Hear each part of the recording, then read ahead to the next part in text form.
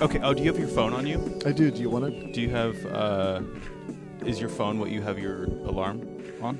A good question. Probably, yeah. Should I set something? So when you wake up in the morning, Oh, great. Here we go. Yeah. is that your? Yeah, Do it you use your was. It was. Now it's only my second tier. Now I use my watch. Is it on you when you because- sleep? Yeah, it's on me when I sleep. So it's a So that- Fitbit and it lasts a long time. So the battery will last like, I don't know, 4 days or 5. And so it vibrates and there's no audio. So it's just enough to just kind of wake me up. So that's pretty great. Does it? I like that. Yeah. So does it have anything? Does it link to your phone? Does it tell you when people text you? Yeah. It does the text thing too. Is that? How do you like that? I like that. Okay. It's Because when you're talking to someone and then they're like, "Hey, so my mom's in the hospital," and you're like, "Yeah." Uh-huh. Yeah. And it's like, okay. yeah. Are you listening to me? Yeah. No, because I have a text. I know. Yeah, I'm always pulled away, but I don't.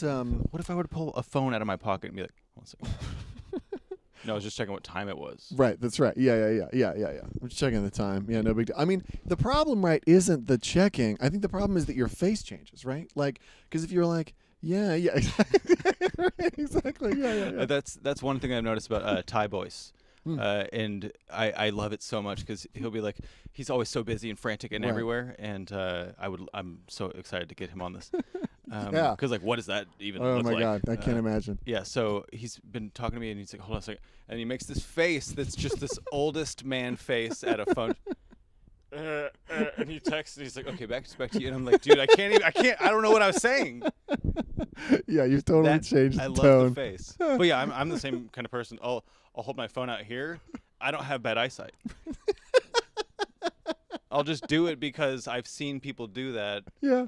and it looks like okay. Yeah. There's an art of phone holding. The other thing that I got when I was young, I remember I saw one of the saddest things in my life, which was this old, really large and out of shape dude, and it was an early phone, so it's like a flip phone, so it's way smaller than this, and he's like back with his belly out, 2 hands, and I was like, you know what? That's not for me. It's got to be like this. Well, I probably don't actually look like this, but like one hand out like that. Like you don't need more than one hand, So I feel like I that's have the seen goal. you use your phone and been like, wow, what a robot. Yeah. That's the goal. The goal is to be more robotic. Yeah, I mean, so my daughter's not allowed to, like, if she looks at her phone like this, then it gets taken away. Text neck. Yeah, so there's all sorts of stuff that she'll like lay on her stomach.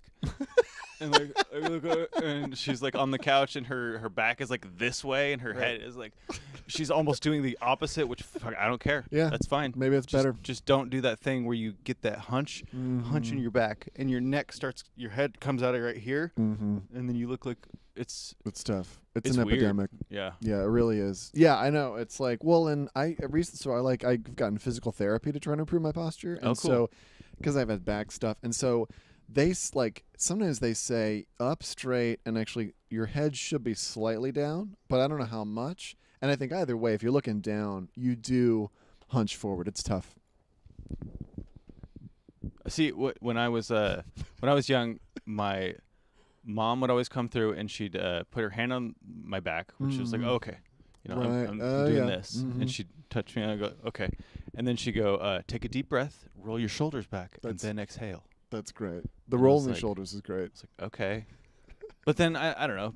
She was mostly full of shit, so I was like, you know what? Guess what? GameCube, I'm gonna stick like this on purpose because you're an idiot. Well, yeah, But that's the double bind, right? Like that. That's one of those laws of motion. Like each motion deals with like an opposite motion, and it's like parents have to tell you things not to do.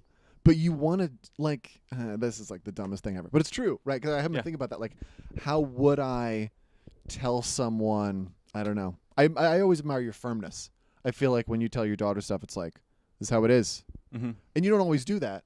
So I feel like you kind of get to save those up, the moments of authority. That's true. And sometimes I just kind of hit it in like a triple shot because we were at a comedy thing in Portland, and it was the big park show. Yeah. Mm-hmm. And everybody's kind of talking afterwards, and she goes, hey, this is really boring.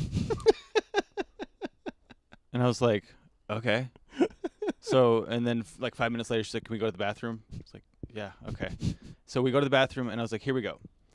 Not everything's about you. I appreciate you being patient with this. Thanks for that. Nice. Boom.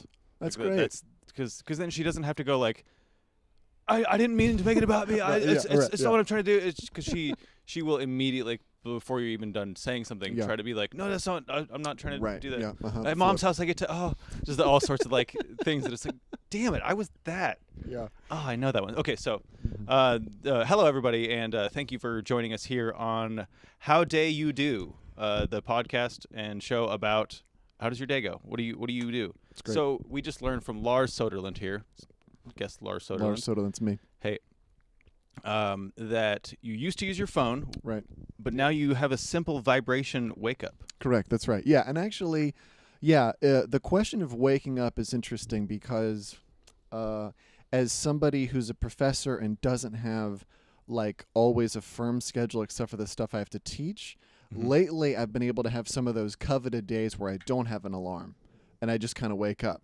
But it's kind of weird, because I'm also one of those people that can say, hey, body, wake up at 6 a.m., and then I'll get this weird nagging thing in my sleep and wake up, and it's like 5:55. Yeah. So that's like half the time it's not as important as I thought. You know what I mean? Today I set my alarm an hour earlier, and I woke up an hour earlier, which was 10 minutes before my alarm. That's crazy. So it's like I knew what time I was waking up. I wonder if it's so. Does our body understand like this amount of light hitting my skin is like, okay, that's what's happening. So there's also certain things like when you have a dog in the car and you go somewhere, you have the windows up so they're not really smelling the outside that much. I think they understand the pattern of which way you're turning. Like, oh, there's 3 of these in a row. Oh shit, I know where we're going. Oh yeah, here we go. Oh, that's one right turn if you're going 3 lefts. But anyway, yeah, I always thought that like dogs understand like based on like how the car is moving, right, where you're going. I think that's right. I don't. If I had to guess why the dog's doing that, the smelling I feel like is a big deal, and I feel like they build off kind of your energy. But I don't know, man. I mean, they seem to have a sense about those things. That's pretty incredible. But all I have is cats, and they're responding to. Sometimes they're brilliant, and sometimes anybody's guess. Yeah. I was the cat this morning was up against my leg. You know, she meows all the time. Like it's crazy. So she's doing that, and I pick her up, and she's like, "Yeah, that's great."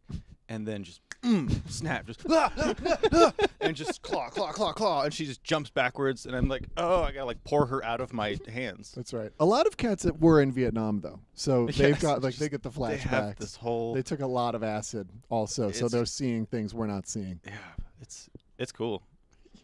This is Zoe. This is a dog. We're dog sitting. She's like this. I don't think the camera picks her up. She's like part pit bull or something, part like some sort of shepherd or whatever. When you're not in the camera. No. And she's great. she'll just start licking you. That's just what she does sometimes. I don't know what she wants. I don't know where she comes from. How long are you guys watching her? Till tomorrow. Oh, cool. So yeah. It was good. It was nice. Her owner. What do we say, by the way, now? Not owner, I guess, right?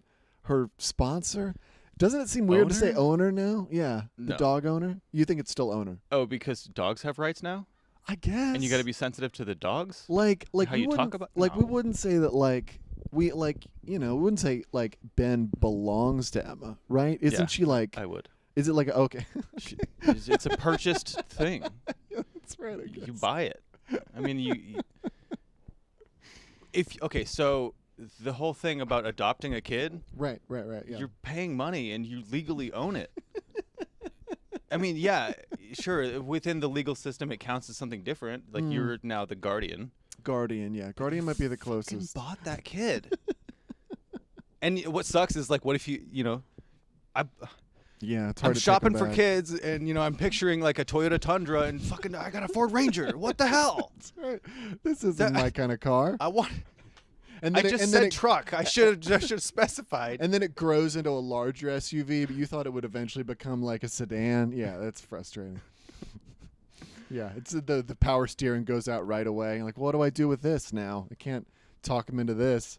Just send him into car camp. Okay, so as soon as your vibrating watch goes off, you wake up, or just before you wake up, do you pick up your phone and look at it? What are you doing?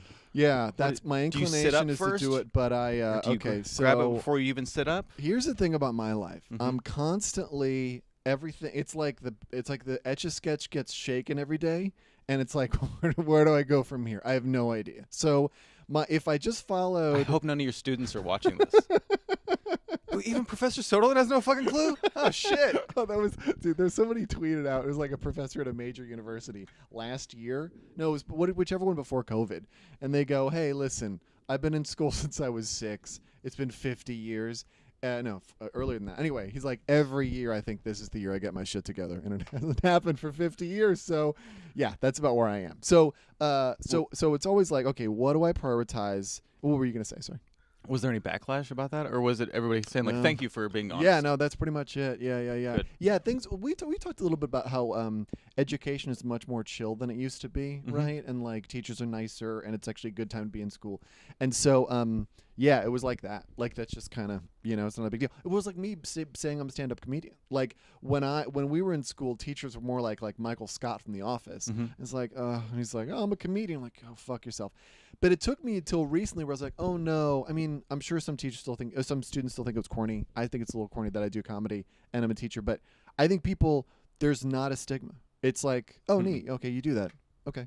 It's not like, who are you trying to be? Or I hate you, or whatever. It's just okay. All that negative stuff was inside of me when I started. Yeah, right. So I was like, I'm not telling anybody, because who the fuck am I trying to be? Exactly. And then I did like comedy for a few months, and people were like, oh, you like Dan Cook, and I was like, oh my god. So was that too good or too bad? Well, okay, so I like Dane Cook. Yeah, me too. I think he's a good comic, and I like him, but he got to a point where everybody's like, fuck Dane Cook. Right. Yeah. And I didn't want that attached to me. Right. I didn't want people being like, oh, you're just like Dane Cook. And just because I was loud and so animated and I would be everywhere.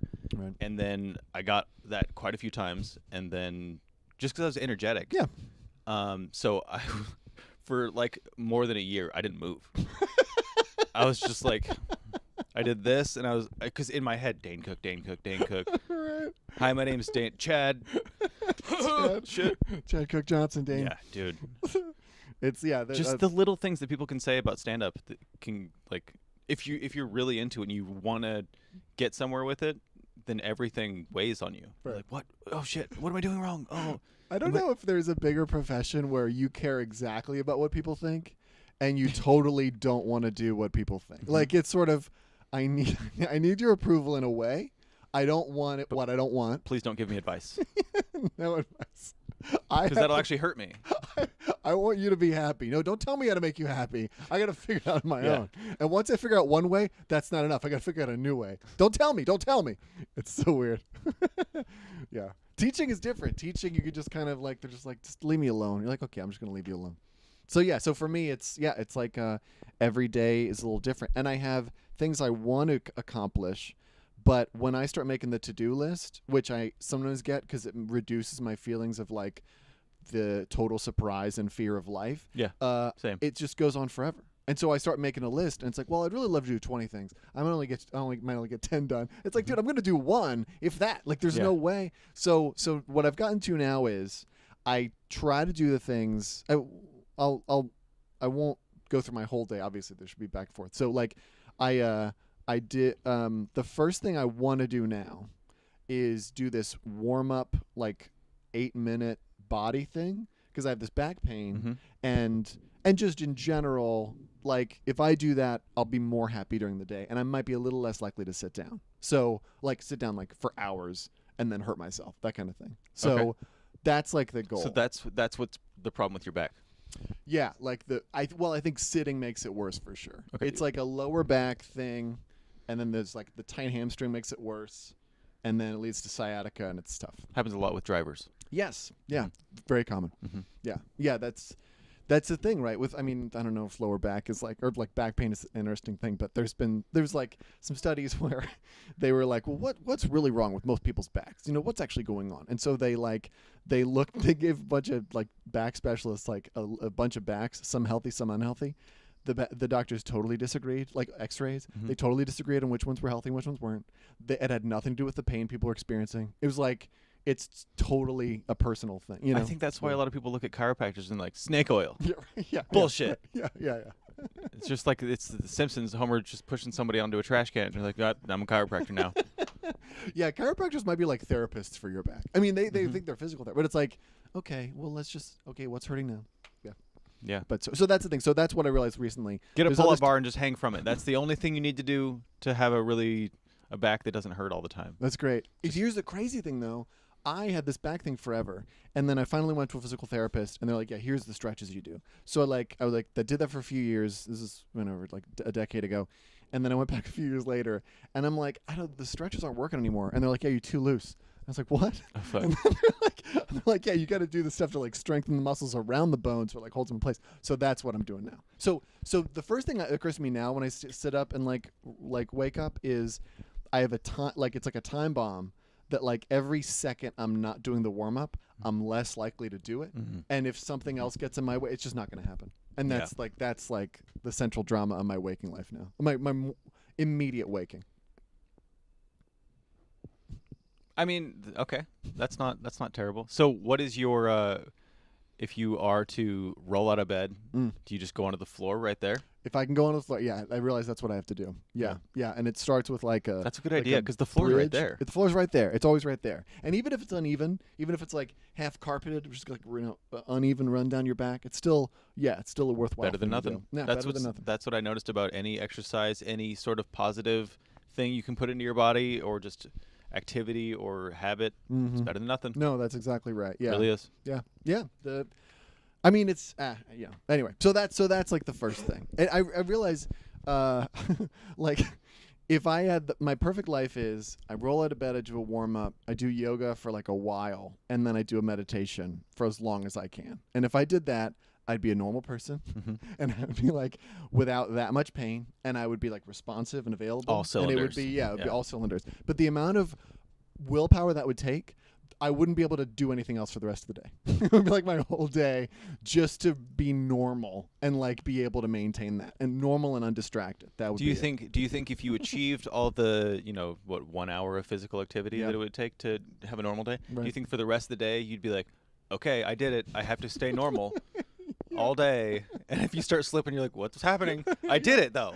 No, that's the thing, especially with meditation, like, because that's the other thing. Like, if I can meditate each morning, it's great. It's just hard. I know, yeah, it's hard, and it's just, but like, how does that even work? Well, and it's there's no relationship between, again, like what you do and the outcome. It's just like over time, if you do it enough, you're like, oh, you're telling me 8 things we have to do today before we go to your mom's house, and I'm not screaming at you. This is different. Like, oh, this is like the meditation. But then, like exercise, it's not a 1-to-1. So then at some point you're like, what could I cut on my day? I got a busy day. Why don't I do that meditation? Why am I still doing that? And then you're like, we're going to my mother's. I'm like, oh, fuck yourself. You know, it's like, I see. Wait, why? Where did that come from? So, there's times that I'm sitting on the couch, not moving, and I'm thinking of like the rage in my head is just like beating something, not necessarily somebody, but just like I'm just raging out on something, and I'm like, oh, I think I have all this energy just pent up inside me that needs to get out. So if I go just like do some push-ups or something, for one, that gets my mind off of how pissed off I am at nothing, literally nothing. For two, I have a little bit of exercise that I do 8 pull-ups and fucking go do something else for a minute, and I'm done being mad. Right. I'm glad you said that. But I don't always do that. Of course. If I'm mad, sometimes I'll just be mad. And there's something like delicious about that, right? Like there's it feels good to be mad at first, right? And then eventually you're like, oh, that was kind of a waste. So embarrassing too. Yeah. Oh yeah. You're like, that's not me. It's it's brutal. All that stuff. I hate hey, I'm sorry. That shit that wasn't me. That's what do you mean? You're like a split personality or something? I don't know. I can borderline. It's like it's like if let's say there's opposite poles, maybe 2 of them, And sometimes I'm over here. Sometimes I'm over here. Like that. Yeah. Switch around. Yeah. Surprise. There's probably not a term for it, but I'm really complicated, okay? Oh, my God. Yeah, we were talking about eating before, right? I mean, so that's the other trick, right? Okay, it's like, okay, I'm living my perfect life. I did my warm-up and my yoga and my meditation. Now I've been up for like 3 hours, and like maybe I go Hulk on somebody. So it's like, I don't know. I don't know what the solution is. I mean, here's the thing I'm excited to hear about what you find out in the process of these videos, right? Mm-hmm. Here's my theory. When I worked in retail, which is like we did for what felt like a very long time, it seemed like people have different levels of self-knowledge. What kind of retail? I did. I worked at like Kroger, which is like the Fred Meyer, but of the Midwest. Oh, you know Kroger. Been from Florida, etc. Like I was a cashier at Kroger, and like the what was it? 8 p.m. to 1 a.m. shift, Friday, Saturday, Wednesday, while I was in college. And then eventually I shifted over. Not a college partier. No. I was kind of a straight edge, too. You're not a partier. Yeah, You've yeah, never been a... No. Yeah. I think the most partied I've ever seen you is just comedy stuff. Yeah. And you'll have like a drink or a couple whatever. And be like, bye. Yeah. I'm old. Out of here.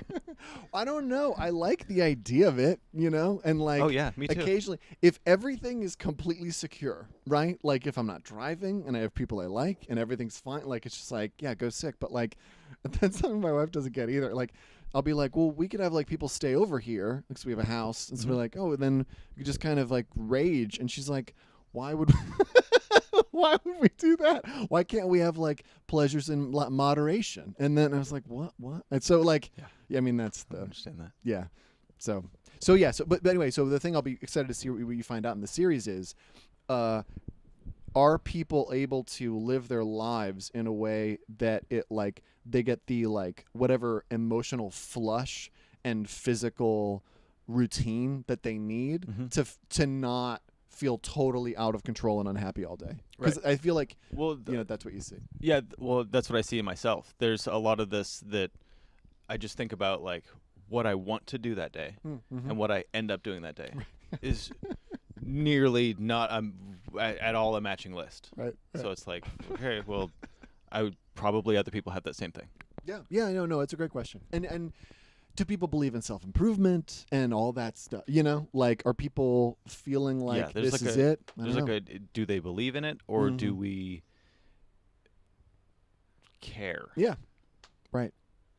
But I guess, is that half belief? I know. So for me, it like a lot of my, like there's what I'm doing, but maybe even bigger than that is this meta level, which is like, what do I think my life is about, and how am I living that out that day?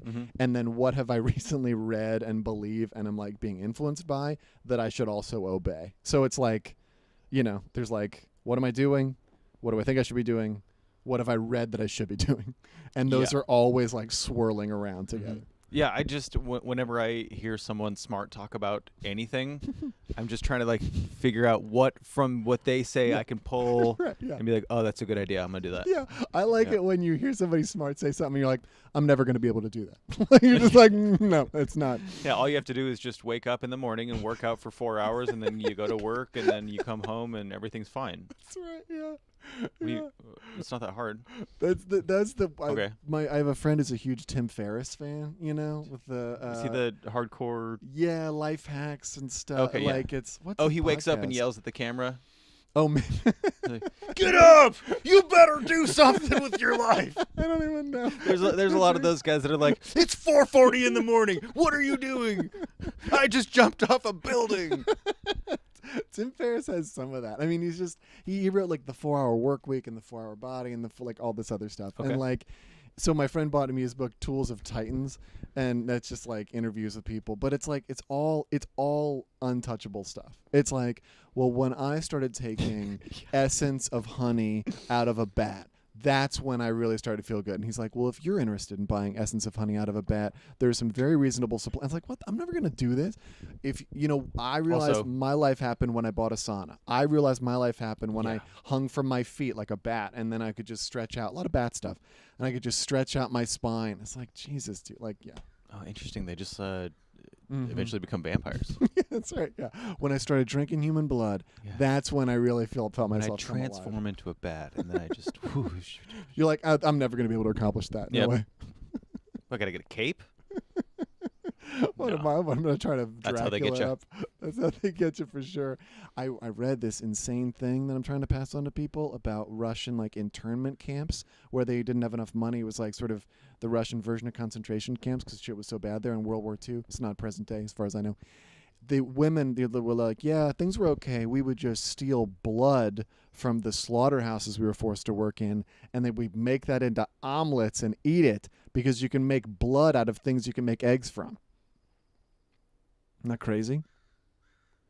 You can make food out of blood. So you can make blood into whatever you were going to make eggs out of. Supposedly. Substitute blood in? Eggs is a substitute for blood. Definitely omelets. And also like blood sausage. I don't know how many times I have to talk negatively about Russian people. And just I'm not going to do it right now, but right, yeah. Yeah, you don't want to you don't want loonies. You don't want to alienate your Russian listeners. Hey everybody, welcome. I wish I knew more than Das Vidanya in Russian. I wish I even knew hello. Suka sasimi hui. That's the only one I know. Is that going to activate some Winter Soldier in the audience somewhere? Yeah, he's like, bitch, suck my dick. What? That's the only thing I learned from high school. Listen to this man. I love him. American video podcast. What? Talking about the blowjob. Blood. He knows what he's talking about. Yeah. Okay, so after let's say you roll out of bed. Roll out of bed. Get your back worked out, and you're like, hell yeah, that was great. Right. What do you do right after that? Do you go to food? Do you go to coffee? Do you go to just go stare in the mirror and do your American Psycho routine, which I assume is part of your morning? I was wondering if I would talk to you about that. Yeah, my dad was on an airplane in the 90s. And he met some model from Echo, ECKO. You remember the rhinoceros? Oh, the brand. The brand. It's like, I've never heard of Echo. Where is that? It's a paramilitary organization. Okay. And he was like, and the guy was like 50 and he looked 20, you know? And my dad's like, what's the secret? And he goes, I do these face exercises every day. And I think I've told you about this. It's the one where you... I was thinking about that on the way here. Yeah. It's like Lars is this weirdo that he goes, hey, I don't know if you are concerned about this kind of thing, but I mean... I think it would be helpful. I think it is a helpful thing if you just and then he tells me to just then just stretch out your face as much as you can and then scrunch it as much as you can and then just do that for about 30 seconds daily. And that's one of those things that Lars was talking about earlier. And he's like, yeah, I'm not going to do that. Because he tells me that, and I probably was like, of course, that sounds like a really smart idea. And as soon as I walk away, like, what? I've totally done it hundreds of times since you told me that. But my immediate reaction was, what a fucking loony. But I mean, it makes total sense. It stretches out your, it makes more elasticity in your face, I assume. Supposedly, yeah, I don't know. I mean, I haven't, I've heard it since advised. So like, I don't know. So your dad runs into this person on a plane. They say, do these face stretches, which are... Right. Yeah, like... Oh yeah, you do your vowels. I forgot about that part. Yeah, and then you do that for like, I think that the times vary. I should actually look it up. I switched it to if you've seen Jay and Silent Bob Strike Back. Yeah. Lemon face, lion face, lemon face. Yeah, that's what I've been doing pretty much. Great. I think it's the same thing, right? Like it's big and small. So like, yeah. I mean, but how do you integrate that? I mean, unless you're going to the bathroom at the same time, and if you get caught, or you're doing it on a video, it's embarrassing. I think that like well, there's a whole scene in Woody Allen's movie Stardust Memories where a woman who's a model talks about, she's like, I'm sorry, I have to do my face exercises. So he's trying to talk to her, and she's like making this insane thing. It's pretty good. But Woody Allen, he'll never be not okay. And so like that's. But I don't know, like, every day's kind of, it's sort of random that way. Also, because a lot of the times I'm waking up late enough that there's already a list of things I was asked to do by my wife that I'm already behind on. No. So it's like, okay, what's first, you know? But I don't know, because I have like a range of like the organized day and the totally chaotic day. And the organized day, I'm up at a decent time, and I'm doing some version of the warm-up that I mentioned. Mm-hmm. And then before anything else, I have to do the stuff that takes the most amount of willpower. And usually that's my like research for university stuff. So I'm looking up books and all that bullshit. People say they like get to their emails in the morning. I don't know. How do you do that? I would sit down and I just shit my pants. Yeah, because any sort of like work activity or concentration on stuff gets me like anxious and going, and I'm like, totally. Okay, so we're going, doing this. No, oh shit, here we go, work. Yes, and the amount of willpower that takes, and the amount of like then like, I mean, the other thing I've realized that's I don't know if it's a brag or like I'm just whatever, but like I'm pretty empathetic. And so I would like to be like whatever my work is, I would like to be dealing with people. Mm-hmm. But the more I'm dealing with a person, the more energy intensive that is. And if there's other shit that doesn't involve being with a person, it's kind of shot. So when I teach, I'm dealing with like 20 people. It takes a lot of energy. I can't really do something else after that without kind of cooling down, you know?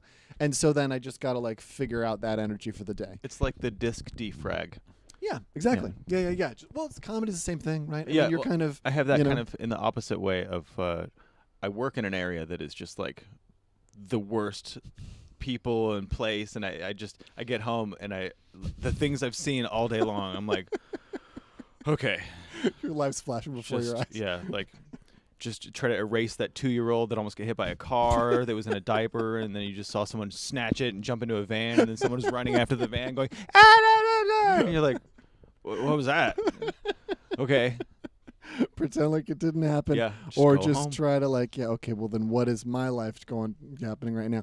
Yeah, that's how it is for sure. And so anyway, so if I start with email, which I will sometimes, because Western is like, I'm the chair of the English department, so I gotta like get all this stuff done. That's the whole day, because and this is like a kind of a famous thing now. I think it deals with like everybody has this, where your boss or just something in your life will give you a 2-line email, and it's okay. This is a week, right? This is like 8 hours of work. Can you give me an example? Somebody says like, well, okay, so for me, it might be like, hey, what if we created a lecture series about talking about this? And I'd be like, oh, and I'm like, yeah, okay, let's do that. And like, I have some energy because it's a new idea, and I like new things for a little while before then I get like, before I lose energy. So it's like, okay. But well, then who would it be? You have to create the whole thing. The whole thing. Yeah. Okay. Where would it be, and what would it be, and how would that work, and what's the thing? Or a student being like, hey, what class are you teaching next year? And I'd be like, okay, so I gotta like look up English when it is, just like English. Yeah, did we already do that? Well, who would even know? Well, I think I would search it by the person who does the scheduling. But I can't just say her name. I got a million emails from her, so that means I gotta look up her plus schedule plus 2021, 2022. Okay, found it. Okay, where am I on the list? Okay, I'm not there yet. Okay, now I got to email her. It's just that kind of like, it's like stuff that's kind of normal to know. And but then there's a lot of people needing a lot of information, and none of it is necessarily like annoying, because it's like that's just how it is. That's how it is. That person needs that information. Right. Wow. Right. But the amount of work that it takes to kind of like maintain that and do it ends up then being like, it just takes a lot. So that's why I have to do anything that like is high willpower kind of first. And it's also the reason why I'm actually not that great as a grader, because grading takes like a lot, like even though now we've realized you don't have to like mark up something with a red pen, you only have to give a few comments. I still have to give 75 plus people feedback at least. Well, you have like to once feel a it out month and feel it out. And also, again, I don't know if people who are less, I don't know if it's a brag to call myself empathetic. I never know if that's like too much. Anyway, but so I don't think so. Okay, good. So like if you're empathetic and you're reading somebody's work, right? And they're like, okay, you asked me to write this. Now I've written it. So you have to read what they're saying, and you're like reading, which already is like a specific mental thing. But then you're trying to improve it. So you're like, okay, what did I want them to do? There's me. What do I want to do?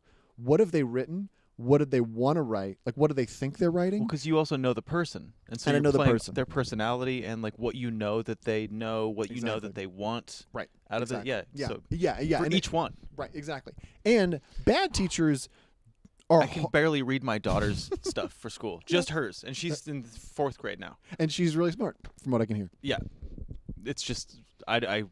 It's tough. I don't know. I mean, that's cool. Yeah, so I'm glad that it works for you. Like, well, I don't even. I mean, teaching is so weird. It's like teaching and. I don't want to get too controversial. Like, there are certain fields, I'll say, like the police. Like, there are certain fields, like teachers and police, where we used to think they were like, God, you know what you're doing, and you're in charge.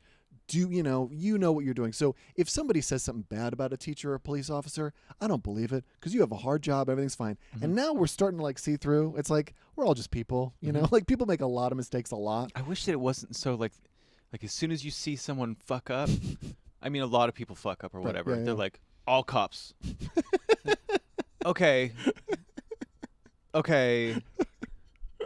Well, that's all I really got to say. I know. It's teaching. I know. Well, in teaching too, right? Like a lot of people from our generation hate teachers, not unlike they hate like what? cops. All teachers fuck their students? Huh? Right. What do you do? It's like, no, that happened once in Texas, and it was big news, so everybody knows about it. That's right. Meanwhile, I'm like staying like 10 feet away from all students. Like, hey, no, you're doing a great job. That is the nice thing about your class is like you're way over here and they're all way over there. Yeah. It's like, cool. I'm gonna spin in my chair.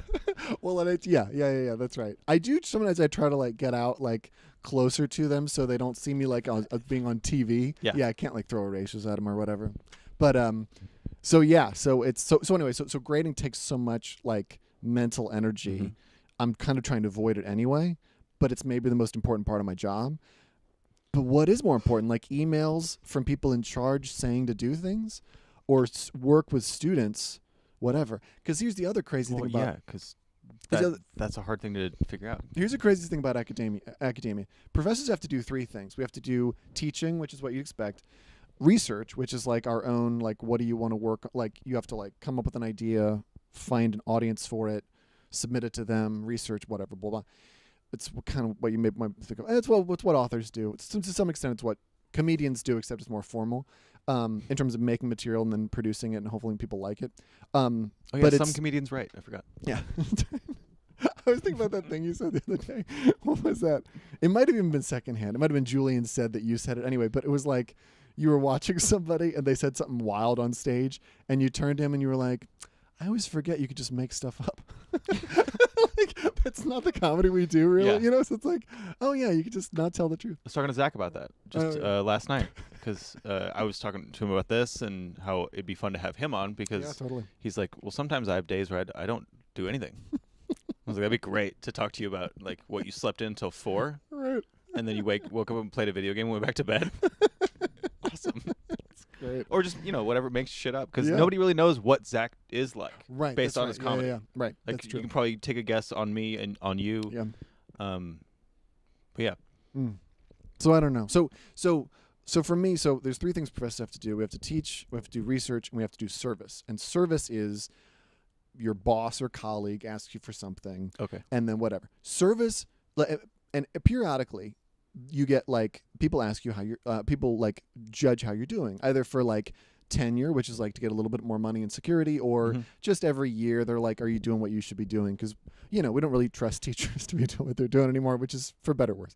To some extent it's good, but I don't know. So anyway, I have to decide what I'm going to do between those 3 things, right?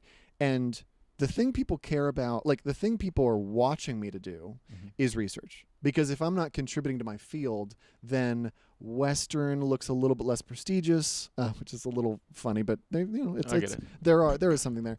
If I lose my job at Western or something happens to Western, I can't go somewhere else without saying I've done research. It's like the most important thing. But nobody in my daily life cares unless I'm talking to friends who are also in the field, which is very small. So it matters the most, but people kind of care about it the least.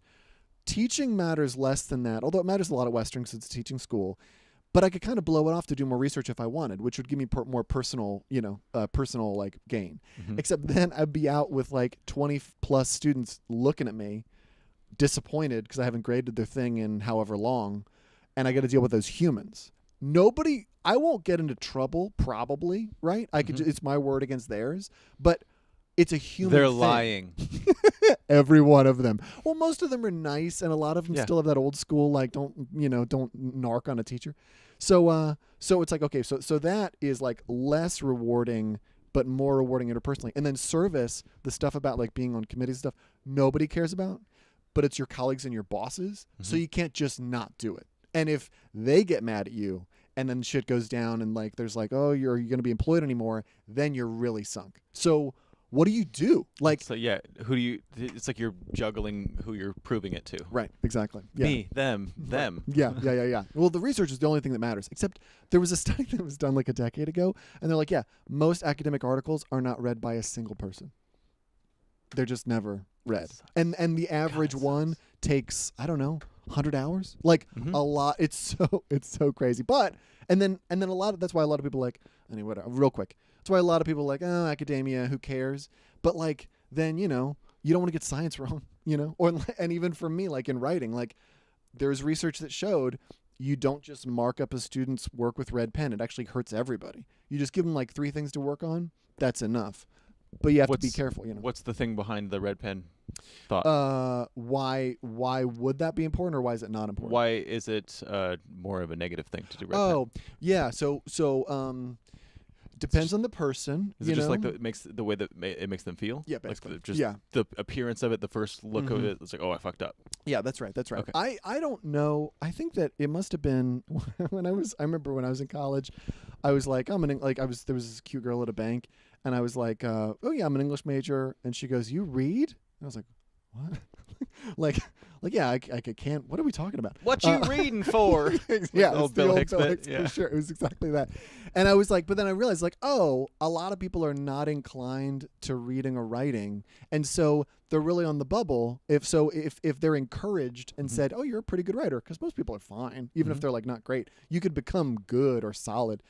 You got to be real gentle, because things will throw them off. Yeah. And of course, most of them had bad teachers who were like, whatever. I wish I could strangle these bad teachers. But so you kind of got to be as gentle as you can, because you don't know who's going to get thrown off. But then some people like more harsh feedback. You really don't know. But that's the idea, to not hurt people's feelings and to show them what they're doing well, so that they're not feeling like every time they write, it's just a random new thing. Yeah. It's weird. Yeah. That's got to be hard balancing that and like finding the middle ground of like, because you really want to say like, this is wrong. Yeah. Sometimes things are wrong. Well, but so here's the interesting thing about that. But also, you don't want to be like, this is right. Keep doing exactly. You've got it. Exactly. You guys see this person? Look, yeah, right. Watch Jennifer. That's right. Yeah, you really got to watch out, because sometimes you read a few essays that are just tough, and then somebody nails it, or more honestly, they just did what you asked them to do, and you're like, yeah, just keep going. And like, well, I'm not helping that person either. Yeah. And then you realize, and this is what I was getting to before. No notes. I'm just like, y'all are kind of on a conveyor belt, and you passed the inspection, so yeah.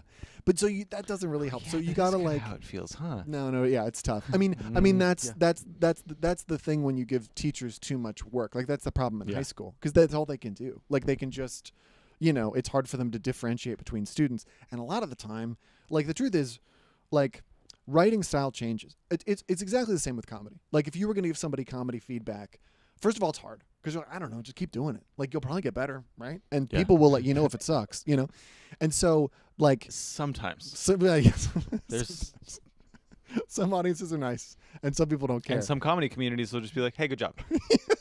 Keep coming back. We're all on Molly. Who cares about this? Yeah, it doesn't matter. Yeah, nobody can hear you in here anyway. We're just going to laugh or whatever this happens. It becomes increasingly clear who we're referring to. I'm excited for whatever. Saturday. I'm just going to go jog in town.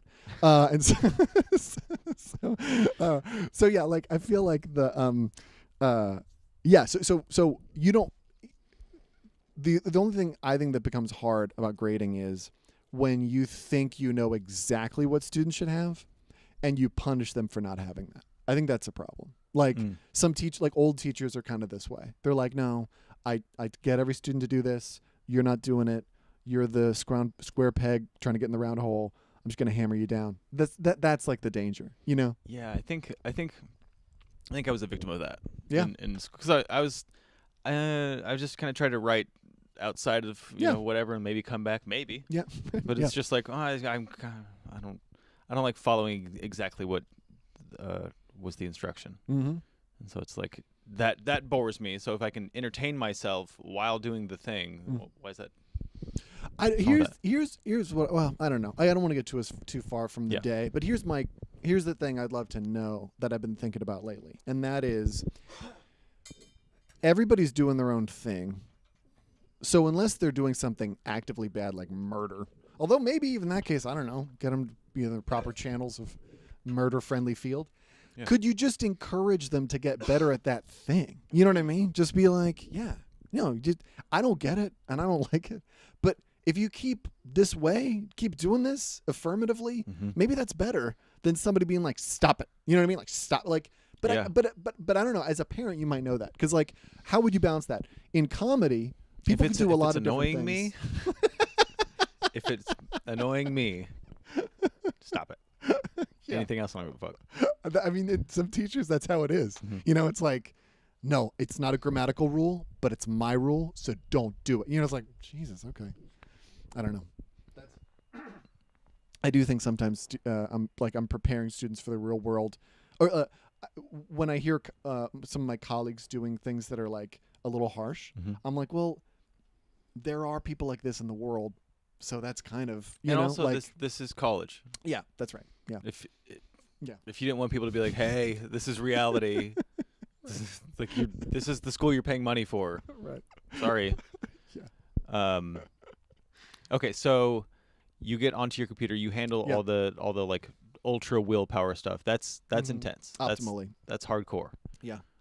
If I'm not already behind on some other thing, or if I've woken up and there's like, usually I'm not a bad teacher, but sometimes there will be a moment where it's like I'm doing just enough to prepare myself for class, especially now with Zoom. You know, it's like, you know, class starts at 10, I'm up at 9, and I'm like preparing and getting myself ready, and then I'm on at 10. You know, like that's like I'm alive. And then I've done what I needed to do, right? I'm not like shirking, you know, my responsibilities, but it's getting close, you know? And so, yeah, that'll happen sometimes. Nothing. I didn't do the warm-up. I didn't do the yoga, the meditation. I'm just like, yeah, so you wake up at 9 so you can start teaching at 10. Exactly, yeah, that kind of thing. So there's not, okay. Maybe 9:30. But on Zoom. But you would, like the night before, you're like, it'd be nice if I were to wake up at 7. Yeah. And do all my things. Mm-hmm. Yeah. That's how I have this problem with eating cereal. And I'll eat it right before bed. Oh, that's tough. Yeah. A really big bowl of cereal and about a cup of peanut butter in it. Nice. That sounds great. It's really good. But is there any milk or is it just those two? Oh, yeah. Okay. Yeah, there's milk. There's milk. Sometimes there's honey. Sometimes there's syrup. I have a problem. Some chocolate chips in there. But I put some, I sprinkle some cranberries in there. Ooh, so then I'm healthy. like, it's fiber too. Yeah, that's great. Good. Yeah. But yeah, it's a heaping bowl of. Nothing better than cereal. It's so good.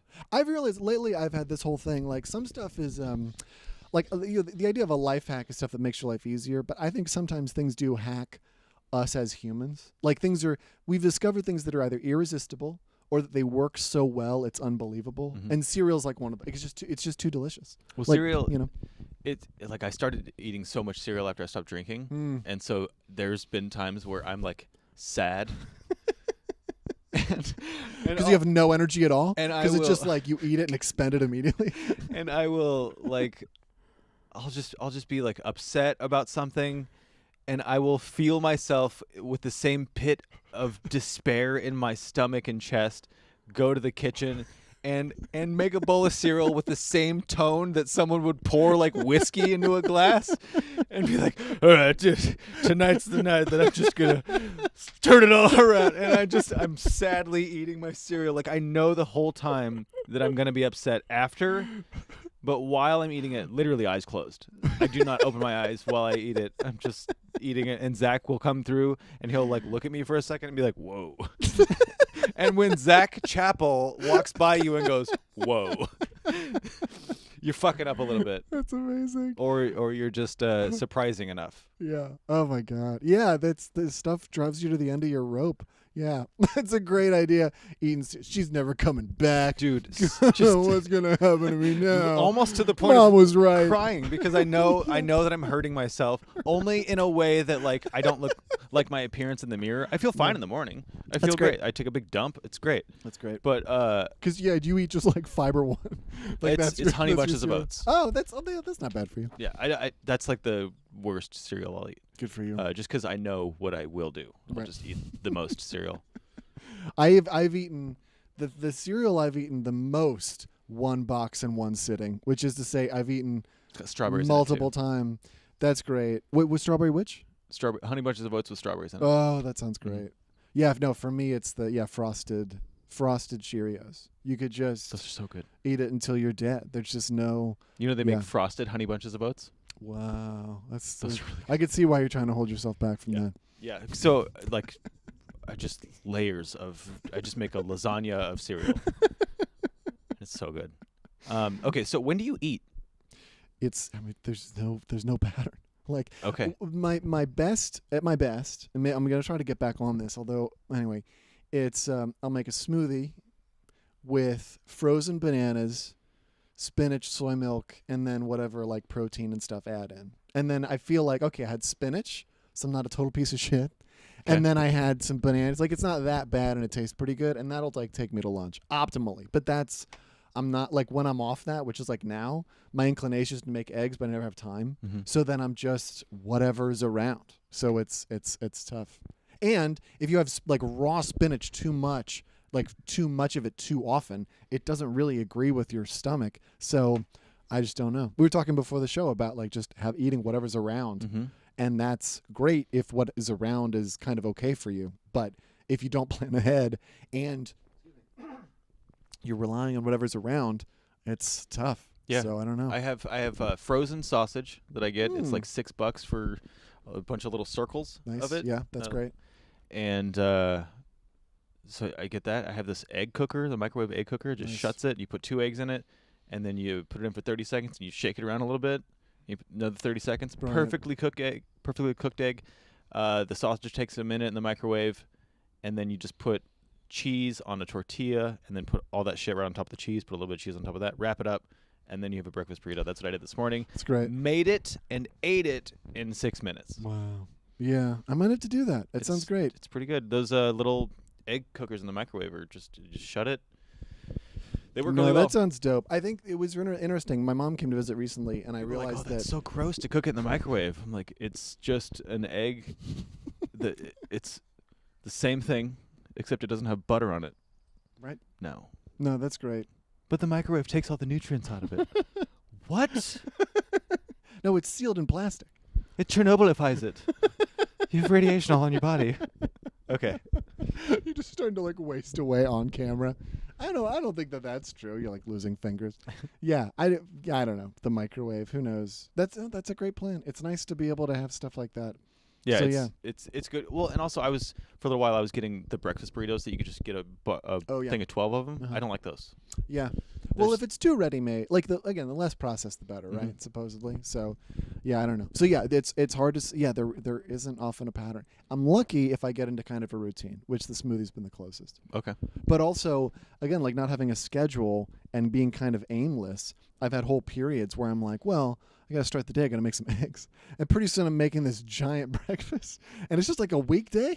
Like, so everything's fucked. It's just like, oh, well, I don't know. Time to teach. Now I don't have a choice anymore. Like, I don't know. I kind of need somebody to police me in a way. But then that's the last thing I want, So, yeah, it's tough. I'm not the most efficient person.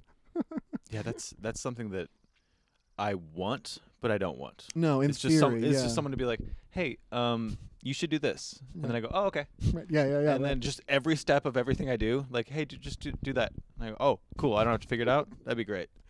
I want that, or I want my survival, but I just don't want that inevitable moment that I feel is coming, where someone says, you've been living your life the wrong way. All those days that were aimless and you didn't get enough stuff done. Now you're not going to be on the ark to carry us through the apocalypse. So you did the wrong, But I don't know. Then it'd be like a moment of regret, and then the water would wash me away or whatever. So maybe it's fine. The end of Deep Impact. Yeah. Just hold hands and watch it happen. Oh shit, that's a big one. Yeah, you're watching in the 90s. Like, God, I wish somebody would hold my hand. Like, that's your takeaway. Oh, I wish I had somebody to enjoy the apocalypse with. Oh, Tay Leone. Tay Leone. Jesus. Are you a Taleone person? I never got the appeal. No, there was something about her that was like, it seemed like she wasn't there. Yeah. Like she was like close. It's really hard to explain when there's like comedy people or right. Like, do you know who Godfrey is? Yeah. Comedian? Yes. I think he's a very funny comedian, and he's not very successful. I mean, he's very successful, but he's not we like know who he is. He's not like he's not at the echelon. Yeah. So, I saw him on an interview, and then I was like, oh, that makes sense, because of the type of person he is. He's very like, I gotta get it, I gotta get it, I gotta get it, I gotta get it, I gotta get it, and he doesn't ever stop that kind of thing. So there's part of me that's like, oh, okay, I bet he's fucked up a lot of interviews, auditions, or whatever, because he has this like, I gotta get it. That's interesting. Kind of thing, and he is very funny as a comedian. Yeah. So I think that isn't. No, yeah, people have a lot of they've got a lot of activity. I mean, I guess the bigger thing with Taleone is she has an unrelatable energy. I think that's right. That's she. I don't know what she wants or something, and I don't want to see her if I don't have to. I mean, I feel that way about Amanda Peet. Is that her name? Yeah. There you go. Yeah. Yeah, that didn't do it for me in the whole 9 yards thing. No. Like, yeah, but look at her. She's got her boobs out. Yeah, but thanks, but no thanks. Something about that smile that just. Yeah. Right. Or Saving Silverman. Anyway, yeah. The I don't know. Taleone, Deep Impact. So I don't know. So I mean, it's kind of like a soul thing. Mm-hmm. I mean, I don't. There's no such thing as a soul, but something's missing or whatever. Yeah. I mean, what are the male equivalents of that? I'm trying to think. I would say David Duchovny, but I don't think that's right. I feel like he has a rich inner life. Maybe too rich. Yeah. I've never seen Californication, but I saw Zoolander. He was great in that. Yeah, he's great. Josh Duhamel, maybe. Kind of, you don't know which one is he? Behind the scenes that he was in Vegas and stuff. He's not. Okay, I like him. I don't like him. I like Timothy Olyphant. Oh yeah, no, Timothy Olyphant. He's got a lot going on. Yeah. It's just. I think it's just in the eyes. There's like a soul thing there. Yeah, I think that's right. Which is, I don't believe in souls and stuff like that. But there's something. It's a window to something, or just an attractive window. Wonder if I have that. Wonder if I have that thing where people are like. No, I don't know if I want to know. No, you don't. We could name people who do. But I don't think that's right. I don't think this is the venue. We mentioned Zach Chappell earlier. Okay. They're not even people you don't like. It's just people, you're just kind of like, oh yeah, I just don't. It's just a different wavelength. Or you're not pretending to be a human well enough. Yeah. The performance isn't there. Mm-hmm. Oh, yeah. Okay. Yeah. I just perfectly zeroed in on one. I was like, oh, okay. Yes. Okay. So after that, your smoothie. Yeah. Some sort of meal. So maybe while sometimes I forget to eat, but. Okay, so while you're eating, do you like to do a thing while you're eating? Do you turn on a TV? I would like the ideal of meditation optimally. I wouldn't, but I do. Yeah, and the worst pattern I ever got into was. I would, like in grad school, I would do a little bit of work in the morning, whatever that was, or just get up late, and I would eat something, and I'd be like, you know what, while I'm eating, I could just watch part of an episode of The Wire. Yep. It's just like, that's an hour, right? If not 2, Well, then you maybe go get a snack for the next episode. Right, exactly, yeah. I'm still a little hungry, I could do something. Meanwhile, you've been like just sitting there with the bowl half empty in front of you for like the last 30 minutes. Dude, I fell asleep eating cereal a couple nights ago. That was the last time. Dream. That was the last one, and I was like, "Oh my god!" And I woke up because Leo was like, "Woof." He's like, "My dog woke me up because I was just like this on the couch with this bowl of cereal in my." So yeah, I often do. What's the least damaging? I don't know. I mean, like it's YouTube a lot of the time. It's only 3 minutes, except it's 4 hours. Yeah. Like I hate not using my brain. Because like with podcasts and there's always something to go to in between. Like I have turned on a podcast because I'm walking up the stairs to go upstairs. I'm like, stairs are boring. Right. And I can turn on a podcast so fast. Right. No. It's right instantaneous. That's maybe the worst. That's been a real tough thing for me. I used to listen to the Adam Carolla podcast before he was quite so toxic, and it was when he had a radio show in L.A. Did you ever listen to Carolla? Mm-hmm. It was funny. Like he has something, and or he did. I don't know now without the structure and the requirement. Yeah, 5 years at least. What a mistake. But but yeah, like he just talks so much. There were just hours and hours. I think that's how it is with Howard Stern. He's just on. If you don't like the current stuff, you can go to the back catalog. You just listen to it all day. Mm-hmm. So there were whole weeks, whole months in grad school where I would just do it, and I think it was loneliness. And I think that's a tough thing because I think your day has a rhythm where you're not around people. Like if we didn't have the internet and podcasts and stuff, I'd be like, okay, I'm alone. I'm doing something I don't really love to do, but I have to do whatever, taxes or some shit. Okay, I hope I can see people today. That would be like less boring, and I could like talk to somebody and have a good exchange. But like listen to podcasts, it's like I'm listening to the smartest people who've maybe ever lived, right? Yeah. Like realistically, the funniest, quickest people. I need all my energy, and they're even sometimes edited to be a little bit better. Right. I absolutely. This is video now, so I can't do anything. But with podcasts, I used to be like, I'm going to make myself a little bit funnier just by the timing. Just I'll take out a third of a second, which makes it funnier. That's great. Yeah. It worked. No, it's so good. I'm going to cut out. Yeah. I'm going to make it seem like the punchline I got to half an hour later happened immediately after I initially said it. Yeah. I'll just take this. Put it right there and erase all the part where they're like, oh, you should have said that earlier. I'm going to do it in voiceover right now, actually. Yeah. Do ADR for podcasts. So, yeah. So, like, so that's something I have realized. I'm not always great at doing it, but if I'm going to get my life done and be happy to see other people like you or my wife, like, I have to have some silence during the day to build up that desire to see other people. Mm-hmm. But I don't always do it. Like I'm listening to the Action Boys now, which I think is incredible, the John Gabris thing. And it's just there's a million hours of back catalog, and it's all great. And they're talking about action movies from the 80s and 90s. That's the best comfort food. You should pay for that podcast, don't you? Yeah, $5 a month. Whoa. But it's incredible. Worth it's incredible, yeah. All right. Because Gabris is maybe the best improviser alive. He's so funny. And Ben Rogers, who I'd never heard of, is just as good and mean. Like he's like the 90s bully. Shit. So mean. And then Ryan Stanger is a personal trainer who's on like dumbbells with Eugene Cordero, and Eugene Cordero's very funny too. Eugene Cordero's great. So Stanger is always getting beaten up on because he's not quite as funny or as quick as John Gabris and Ben Rogers, and they're so mean to him, and it's so funny. And they're talking about action movies. They all have like the sort of borderline abusive dads a lot of us had in the 90s, you know, and so they're encyclopedic. It's incredible. It's incredible. They'll talk for about a 2-hour movie for 3 hours. I can't recommend it highly enough. I'm sorry to push you, but there's a sampler thing. Anyway, But anyway, so I'll just listen to that because there's no reason not to. Except then when I get to my actual work, I'm like, wow, my energy level's really low. It's like, no shit. You've been trying to follow this like rapid fire, thing. It makes sense. So that's been tough. But yeah, it's really nice to pass the time. There's times that I drive for work, so I'll be listening to a podcast and I'll get through 2 podcasts and I'm like, that's 5 hours of my day. Wow, crazy. It just went by so fast. And then I'm like, oh, I don't have anything to listen to. I'll turn on some music or something. And then my brain starts going by myself instead of like, oh, I'm just you're holding my hand. I'm going through this whole thing. And then my brain starts going and I'm like, oh shit, I'm actually a creative person. I forget this part. I know. And then like as soon as I start thinking and like I turn it off podcast and I'll be like, oh, that's a funny joke. And I'll write something down.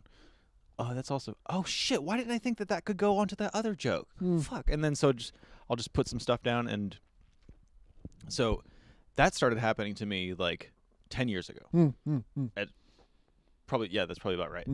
And so then I really am aware of like how much I'm distracting my brain with other things that I'm not in charge of. Totally. That I'm not coming up with. Yeah. Because outsourcing, yeah. There's times, and I don't want to coach anybody. I don't want to tell anybody they're doing anything wrong. Right. But I watch people go from show to podcast. Right. To show while they're doing this thing to podcast to show I'm in the shower podcast. Right. I put my podcast up here. Of course. That's me. Smart. So it's just, and you're never using your brain. Right. And so, dude, I thought there was this whole conspiracy like 10 years ago. So I was like, okay, I can't believe they figured it out. Right. So all these podcasters are just putting out all this content so that nobody will think. Right. And then they'll seem like they're so smart and they will get so far ahead because that's all they do. They just put out content and they don't go like, how's my content? They just put it out. They just put it out and everybody goes, yeah, cool. I'll just listen to you all day. Right. And you have enough to listen all day and not use your own brain. Yeah. No, there really is some. I don't think it's as devious as no. It's just humans trying to solve a problem, kind of. No, there was a.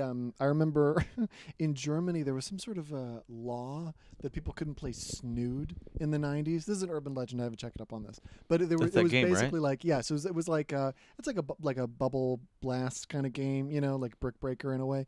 And like supposedly the German government did this specific study that was like, well, how often are people playing this? And people were playing it so often it was like it had a net decrease in the national productivity. So they tried to develop ways of like regulating people's stuff. Wow. And you do think, well, if the government's aware of it, then are they happy that people are just kind of droning on? But I don't know. I mean, who knows? I guess now we wouldn't say that the government's trying to control it, but so like doing this and then they just like slide something else in front of them like oh, okay. That's fine. Well, but they're designing, Germany. They're designing cars. I don't know. The Autobahn. Yeah, I don't know. Yeah, something that isn't mean. Yeah, they're designing cars. It's not kitchen related.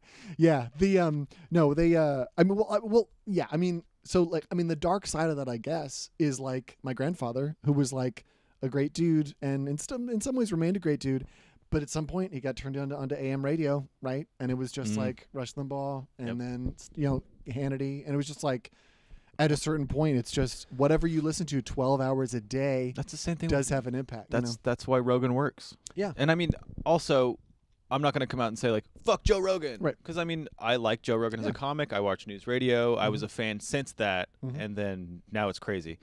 I haven't since the Spotify thing. I haven't heard or seen anything. Yeah, me neither. Because I don't Spotify. But that's pretty much the only reason. If I had Spotify, I probably would. So I'm not anti. But it's interesting that people are so. It's a religion.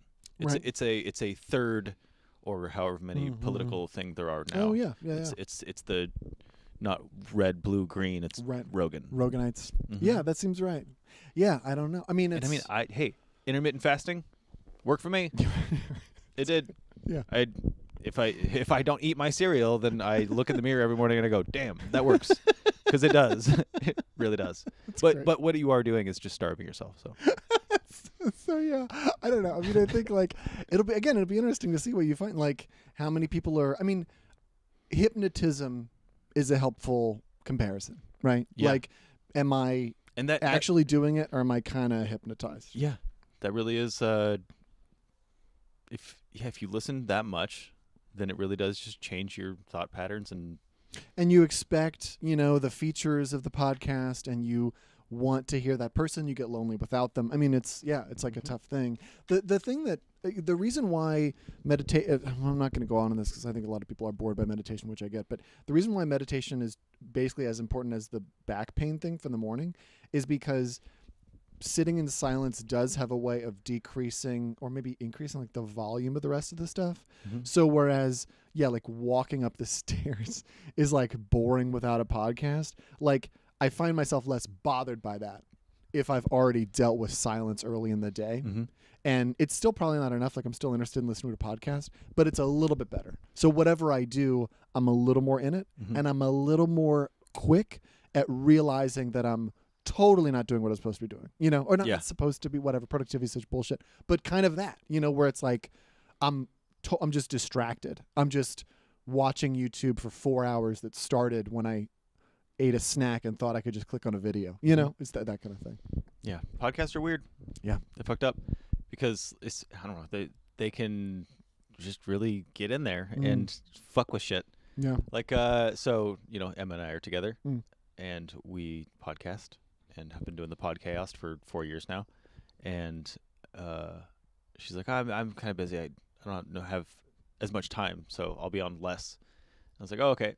and so we haven't recorded in a while, and I've noticed that because since I'm not editing, watching me sit right next to her and stuff like that, I'm not getting that. Right. So I'm not seeing proof that we're hanging out. Yeah. And so I'm like missing her way more, and I'm like, oh, why am I not around her? What's going on? And I just like have this whole panic. I'm like, oh, I haven't recorded a podcast and forced her to sit next to me for 2 hours straight, just because. Yeah. Well, here's a good connection to that. Honestly, I don't think I could be too specific. We spent real time but together. like, Nice. yeah, which is great in a way. It's not as documented, you know. You don't feel. Yeah, I'm not getting anything out of it. It's not as punchy, you know. I don't get but to it's show still, people proof that we are next to each other. That's right. Yeah. And she's not always on her game either. You know, she's not performing.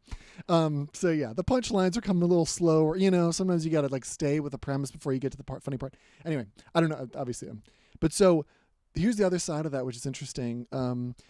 Yeah, this is crazy. So hanging out with normal people is tough for me, especially in groups, because it's an inversion of what I understand about social success. So when I talk to people, I know what you mean. When I talk to people, so much. I got to be at my best, and I'm a little less like, I'm not like conscious like when I was a kid. You but it's fucking like, kill it, by the way. that's nice of you Socially. to say. Thanks very much. I really, again, if I'm going to be around human beings for like an hour a day, I really got to like try to be that way. But like, so that matters. But in a group, that's not how it is, because, and I'm only figuring this out now at like 37, like the best part of a group is everybody should offer a little, and it should be kind of dumb, because you want everybody to be included and be able to participate, because that's what feels like cohesion. So you want the dumbest person all the way up to the smartest person to be able to have something to say. So it's not, I talk in monologues, that's a problem.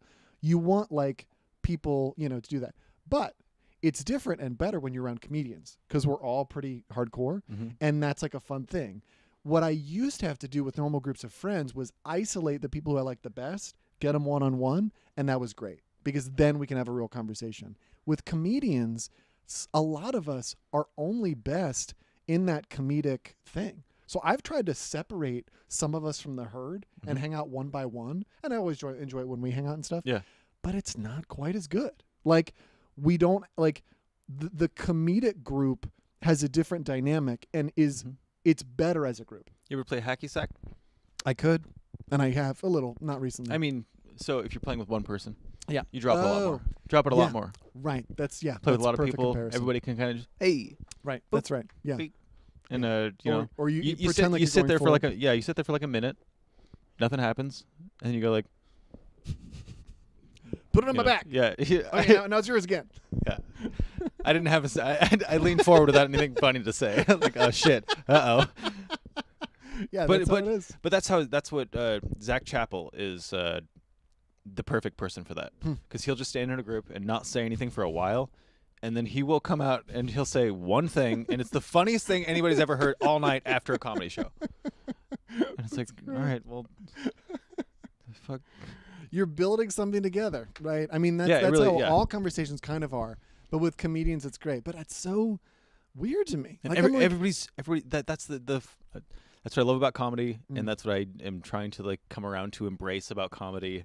Everybody's so different. Yeah, right. And there are, I mean, I had this whole like mentality when I went into comedy. I was like, there's only 12 types of people. That's it. Huh. There's like I can see that about that. And then now I'm into comedy. I'm like, yeah, but the 12 types of people all have different shades and flavors. God damn it, I was wrong. I hate being wrong. It's so tough. No, but it's nice to learn. What you said is exactly right. And I think that's what you're getting to is like in comedy, that's what most of us are best at. Like, especially if we're hanging out after the show and we're not just like giving somebody mean looks until they leave or whatever. Like, it's like, no, like, why are you still here? I literally said that to people. Why are you standing here with us? Why do you think you get to do this? I mean, that's the thing too. Like, I don't drink anymore. One of the I don't know if that had to do with it. Just gotta say it.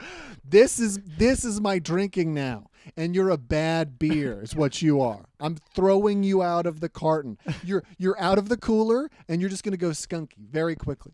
Yeah. No, it's funny in relationships too, where like a good relationship is somebody where you know when you're being passive aggressive, so you can kind of own that, you know, and either be intentional or not. Just be like, yeah, okay. But like comedians as a group will be especially passive aggressive, where like one of the things we'll do, right, when somebody's joining the group that's kind of shouldn't be in the group, and that's the thing, people do get funny over time. We should be a little nicer, but whatever, we're not. Yes. So somebody will join the group and what they say won't work, and there won't be pleasant laughter. There'll just be silence. And we'll actually make the silence last longer. Like, as if to say, see, this is why you shouldn't be here. Like, this is what happens. Yeah. Oh, man. That's or so with true. other comedians when we want to browbeat them and we're like, yeah, see, not everything you say is funny. You get this? Yeah. Or if everybody understands that it's about to happen, everybody will jump on it. Right. Yeah. And go, yeah. no.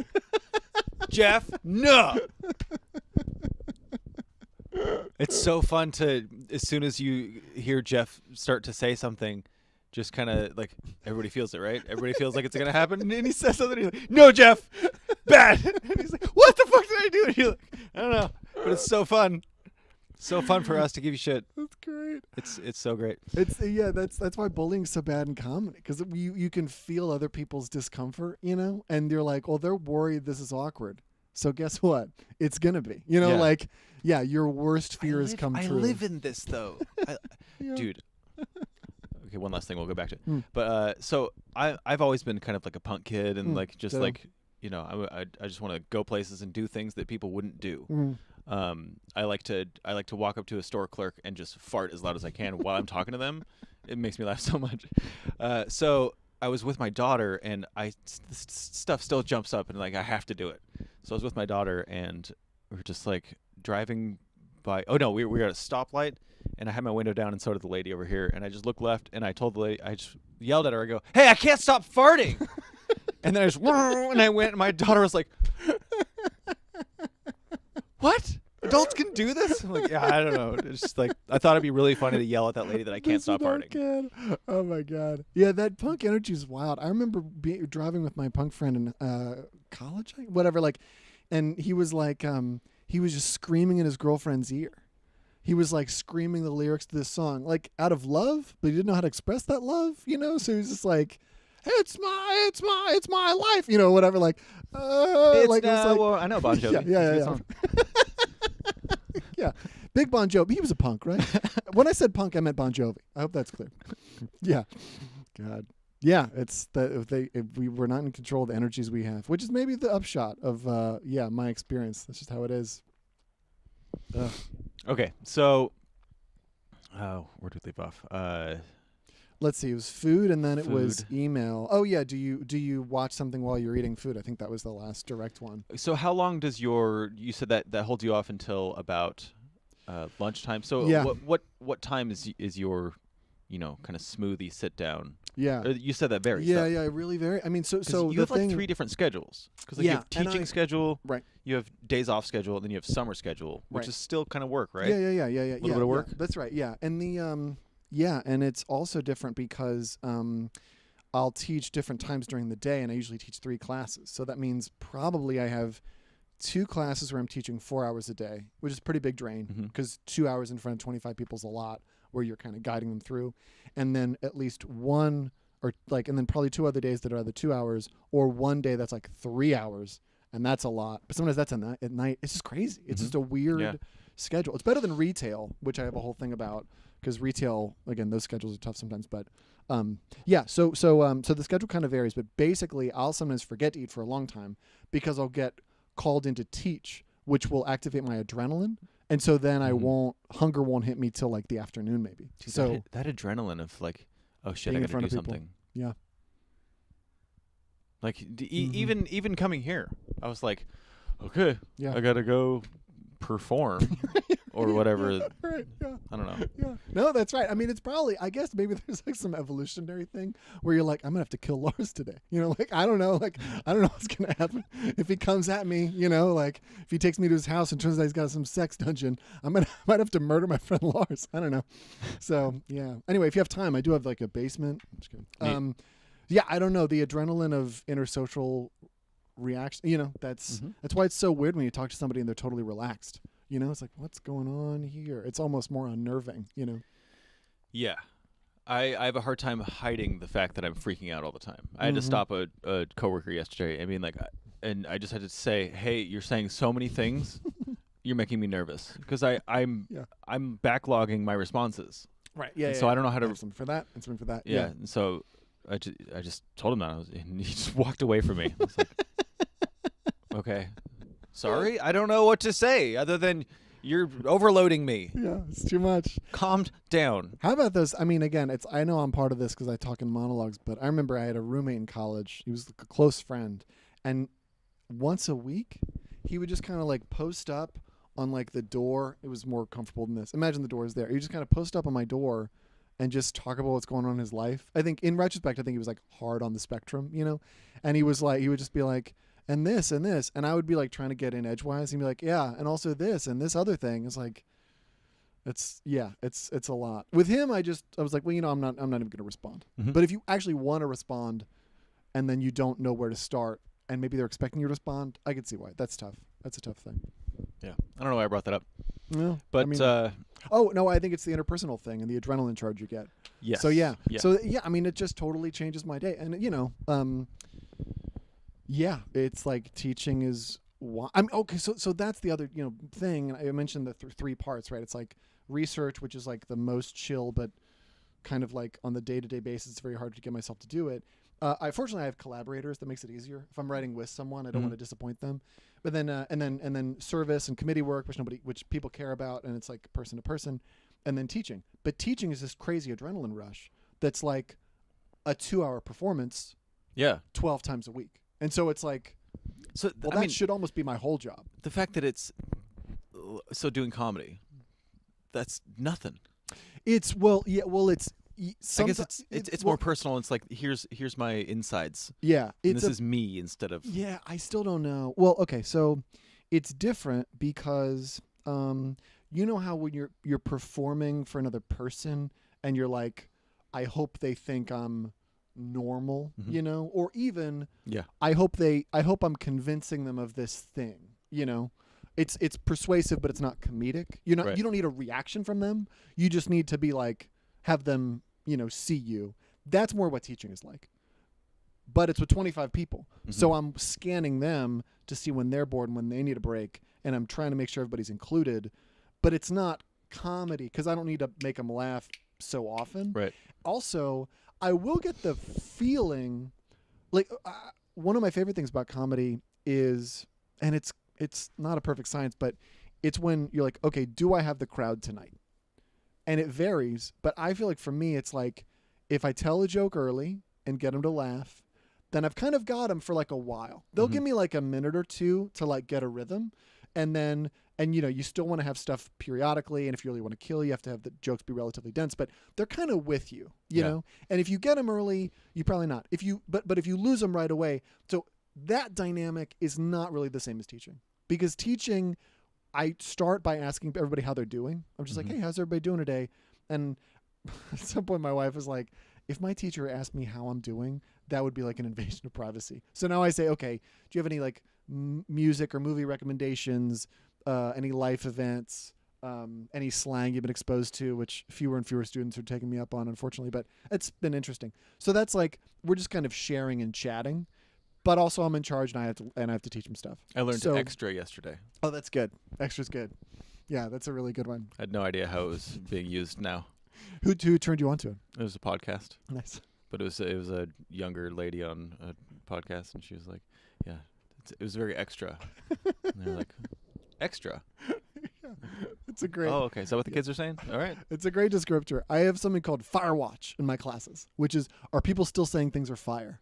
That's like, where are we at with that? And it's like we're about 50% just down. Just that phrase, okay. Yeah. Are things fire? Like I remember Nick Puente said something was fire, like before COVID, and I was like, that sounds pretty good on you. He can kind of pull it off, but not everybody can, and it's too late for me. Like what can't Nick Puente something is fire? I don't know. Yeah, I can't do an impression of Nick as I say it either. Jeff. I can only say Jeff's name as Nick. All right, Jeff. I miss that guy. So, yeah. So anyway, So yeah, it's different. I mean, so the problem. So in terms of the question about whether being like doing comedy is nothing compared to teaching, it's nothing to talk to people and it's nothing to get on stage. But I can feel, and I've mentioned this sometimes to my detriment, like when I'm being too professory because they're just listening, and I'm like. Yeah. No, it's a joke. Like I'm just like I've stayed in that mode of you taking me seriously as a smart person, which is like my whole life's goal. But that's not comedy. Usually usually it's better if the opposite is the case. If they think you're dumb. Yeah. Like then they're surprised if you say something funny. Mm-hmm. And I don't know. That's tough. That's the part about comedy that you don't want. You don't want anybody to go, well, you're dumb. Yeah. Because the worst thing for a comic is if they're dumb. Right. Kind of. Right. Because a comic can be a complete fucking idiot. Right. But still be hilarious. Right. Well, and people walk that line. Like Zach walks that line, of like. Yeah, but he's saying something. Smart. Exactly. No, that's what I'm saying. Yeah, that's true. Well, and my favorite comedian right now, all things considered, I think is Nate Bargatze. Are you a Bargatze So funny. fan? And he knows how to be dumb but smart because he's obviously really bright in terms of comedy and probably a million other things. But he needs to be kind of dumb, So I think he's kind of changing it up. He's like doing characters that are dumb, and he's pretending to, he has the dog, but like it's like the dog is dumb, So he's like talking in the voice of the dog. That's kind of dumb. His accent's changing, But so that's the problem. It's got a perfect accent. It's perfect. It's so pleasant. I mean, the Tennessee. It's like it's a great Southern accent. So, yeah. So when I'm in class. I can't sound so dumb that I don't sound like I have to sound like I know what I'm talking about. Yeah. And in comedy, I can't, I'm still working on my persona, I guess, but it can't be, it can't just be, believe me when I say this, Yeah. Which I think changes the reality because that's what we were talking about before. You can just make stuff up, but it has to work within the construct of what you've made. Yeah. You got to set like a universe for yourself. Exactly. Which I keep going back to Zach, but it's so funny with any of his comedy because he has no universe or he has the entire universe of every dimension. Right. So it's like, here's something that happened to me. And you're like, that's not even possible. He's like, well, it happened. Right. Okay. The words. Yeah. I mean, the things that can be funny in comedy are so crazy, right? It's like for him, it's just funny that he's saying it. Like, it's just funny that you're saying. Like, it's, Yeah, if you were to hear a guy say, my mom taught me to shave my pussy, you'd be like, okay. But the way that Zach says it and just the whole, I don't know. He's got this blank stare. Kind of one of his eyes is like drifting a little bit off, and then he catches it back. I don't know. It's not really happening, but it seems like he's just not even really there. But no, that's right. Yeah, it's so I don't know. Just lets himself relax into like, I don't know. You might as well be taking a dump or something. Just like he's no care. It's so fun to watch. So anyway, that's the thing. So I think so that's another big impact on my day. That like I'll be teaching for a few hours. And I feel like that should be enough, like maybe that's my whole job. And I can kind of seduce myself into thinking that like, well, I got research and service, but really I'm a teacher. So that's enough. And so then sometimes if I have like really unproductive time, the rest of the time, I'm like, well, I didn't drop the ball on teaching. So that's kind of okay, and then email's chaos because sometimes I'll get too many to respond to, but also, and I don't know, we're not totally like we're about the same age-ish. And so I don't know, like email still feels like not new, but like not something that I was born into doing, like it feels like I'm helping somebody else out if I'm answering email. It's not like an expectation. It feels fairly antiquated when I emailed Emma's dad a couple times and I was like, oh, okay, yeah, I'll email him. Like, should I fax him or what are you talking text about? him? Yeah, I got a phone. But I mean, I get it, but I'm not. A lot of people, and he's one of these people that will get out of bed and go to the computer and be like, I've got to catch up on my stuff. Wow. And probably multiple times a day, but also that's what he does for a living is he works from his computer. Yeah. So I don't know. So I think for myself, again, it'll be interesting to see what you find with other people. But for myself, my energy level and my emotional reaction and my level of tiredness, I think subtly controls a lot of what I do each day. And that ends up being like, what do I have the energy for today? I don't always put it in those terms, But that's kind of the thought. So how long does that usually go if you're so it's about 3 hours if you're teaching? Yeah. Yeah, like I'll teach a class for like 2 hours and then like once or twice a day basically. So that's 4 hours of my day. And then maybe I start optimally with some like research. So that's half an hour to an hour. Do you have like snacks to the side of your computer? No, like it gets catch as catch can. I mean, that's a good idea. But again, I'm trying to get up. I'm starting to stand up too. So like for the back stuff. Oh, that's cool. So yeah. So I try to, and in my classes, since they're so long, I try to have breaks there. So, optimally every 15 minutes. Usually it's closer to every half hour. Maybe all right, an hour, guys, just watch like me 5 juggle minutes. for a couple minutes. Yeah. No, it turns out they're glad to take a break, and I'll take a break when we're in person too. Just like take 5. I'm just gonna do something. And you can I usually don't do this. You can kind of threaten them and be like, you're not, I need more energy from you. We're going to take 5. And when I come back, I need you to like give me more. And sometimes they'll do it. Cool. It's nice. Yeah. Do you, so is there any sort of like midday thing where you just kind of hit a wall and it's your usually energy good. level just dips? That happens to me almost every day. Yeah. It's yeah, for sure. I think it depends on whether I'm doing something else. But yeah, about like 12 to 2, somewhere in there, Okay. I'll have like kind of a dip. And then if I'm teaching 12 to 2, which sometimes I am, I might feel a little later. Again, it's like, it depends on what I'm eating also, like how much have I had and when is that catching up and that kind of stuff. And then have I convinced myself I've already done enough so I could kind of kick off early? Because sometimes I will wake up at like 6. So then it's kind of a whole day by 3. Who's to say? Yeah. Like that's the randomness is so weird. So, okay. So after that, what do you do like right after that? Do you just kind of like walk around your house, pace around, and I do a lot of pacing around my house. Yeah, weird. Yeah. I'm not on my way anywhere. No, that's right. Yeah. What is it? Nice backyard here. Yeah. Thanks. Seems yeah. like It's prime pacing area. I mean, I think that like for me, I haven't done a ton of pacing lately. Well, let's see. I got into a groove with my wife recently where we'd go to like an exercise class at like 5, and that was kind of nice. First of all, because like there's in the exercise evening classes are that's kind of crazy. nice though. Yeah. It's great. And then I'm just like, I did it, and I don't have to worry That's about great. it earlier, which is nice. So sometimes that'll create an artificial stop, and then it's like, okay, I got to get done whatever I'm going to get done before then. Now that it's summer, I'm trying to do, again, it's kind of chaos. I'm trying to do cooking during the day for her because she's real busy right now. So then there's some combination of cooking and getting stuff done and email and research and teaching. It's just, I don't know, like, I don't know if I'm bad at time, which I might be, or if I'm given too much to do, which was probably also true. Yeah, it's just it's so bizarre. But so in terms of like pacing and other stuff, one big thing that sometimes structures my day is if I'm not like working on email, I'll sometimes have a distraction in terms of doing something that feels like research but is not, like video game news or or watching a comedian that I'm thinking about using in one of my classes. Still gets the same feeling out. Well, I mean, it's important to understand what Blizzard's doing. I mean, this might come up, like in a future time, and it does come up in conversations enough. I mean, sometimes that's the whole basis. You know what I mean? Like, well, I mean, should they have canceled that game, Ghost or whatever? You know what I mean? Like, oh, well, this could be a whole conversation. Blizzard, I don't know. Are they as quality concerned as they once were? Is this Diablo 2 remake worth it? It's like, for certain people of our generation, it's important to know. It's fucking news. Like, it's actually, almost better than regular news. Or I'll go into a regular news hole. Sometimes that happens. That feels like that's worthwhile. Yeah, that kind of thing.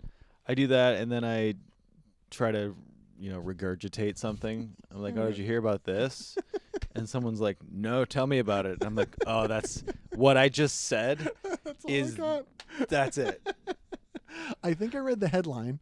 I read the headline, and then I clicked on the thing, and it said something about cookies, and I was like, I'm done here. I don't know if accepting cookies puts stuff on my phone. That's right, yeah. Or if I horrifying. Yeah, I don't want to subscribe also to the Daily Mail or whatever, wherever I am. Everything is the National Enquirer now, so just like, it does feel that way. Cool Dracula babies everywhere. That's right. Back to vampires. Yeah. So Hillary Clinton. Yeah, poor HC. HRC. Or not. Oh. So okay. So usually in like a dinner making kind of mode? Yeah. Sometimes I'll do that. Which again, what kind of dinners it's do you like, make? Is this like a normal thing, or are you like a grill guy? Yeah, it really depends. We have a grill now, or like a smoker, which has been interesting. This Traeger, but it's like that's a whole other story. But like the for me, it tends to be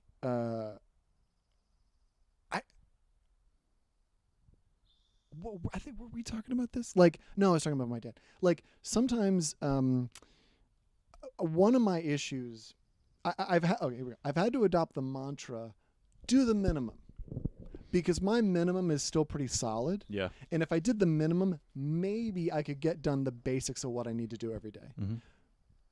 But usually I don't really see the difference between doing something that's normal and elaborate.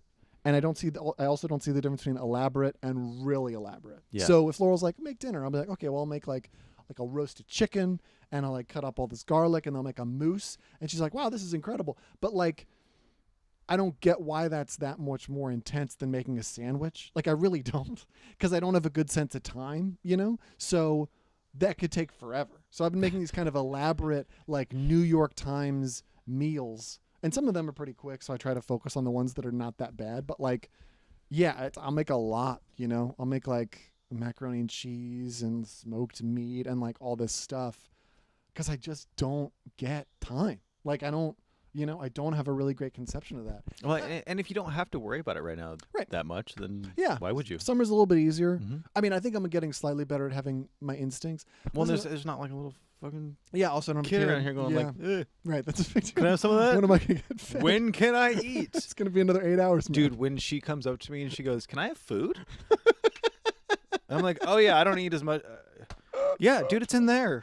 She makes her own food now, which is great. It's insane. Perfect. That's so great.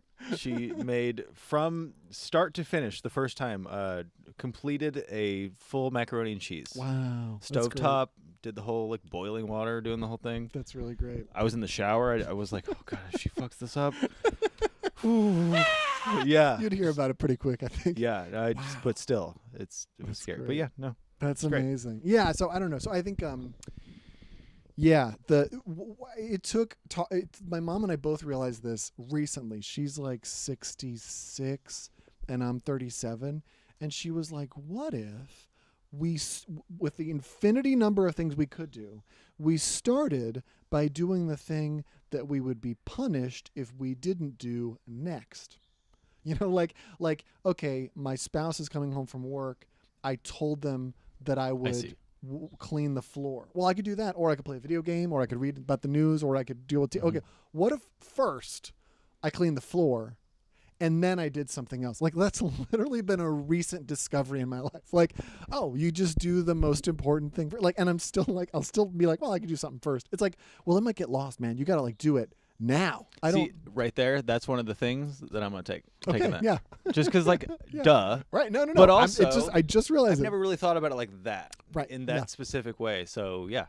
Well, and I don't. Well, and my wife. Watch my productivity. Oh shit! It's gonna look at everybody. In like 2 weeks, you're like wearing a suit. You're like actually got the corporation associated with podcast. But so the so like that's like so doing the most important thing first, like that ends up being really important. Oh yeah, here we go.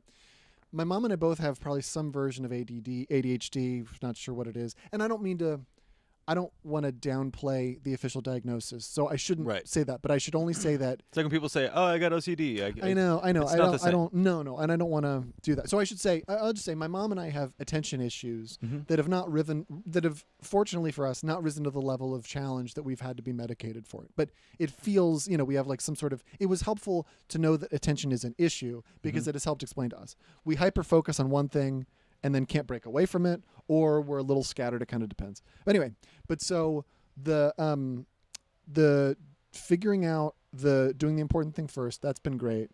But the other thing that I think I'm working against is that some people who have attention issues they rely over time on the adrenaline of the last minute. Yep. And that also becomes where you get your shit. pleasure from. That's where I am. Because you're like I remember there's a movie called Hero that came out in like the 90s. It's Dustin Hoffman, Andy Garcia. Oh. No, that's probably the good one. It's this dumbass movie. It was like third tier. It doesn't even matter. And it was like I had to write an essay on Sunday for a class on Monday. It was in high school. But I started to watch this movie, and I knew I shouldn't, and I've never been more happy watching a movie. You know what I mean? Like, I didn't even get to finish it because my parents got home, and I had to go back to pretending like I was, like, writing the essay. But it was the purest pleasure because I wasn't supposed to be doing it. And once you tap into something like that, it's very hard to be like, well, I should finish all my chores first, and then I'll be able to watch a movie. It's like, no. You got to get that last minute, shouldn't be doing it. Yeah. You know, like that's when you know what like to have leisure is. You know what I mean? That stuff that's my favorite stuff. It's the best.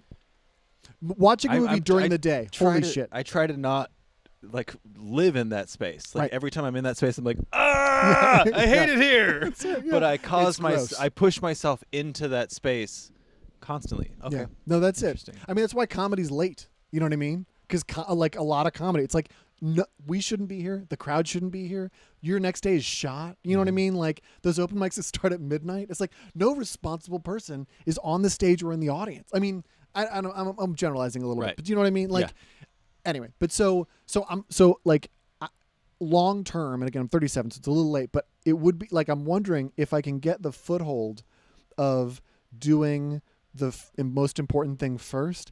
Maybe I can get to the point where I do enjoy entertainment, you know, like a movie or whatever, when I'm supposed to be responsibly watching it. But that's a life goal that I'm not even close to yet. Yeah.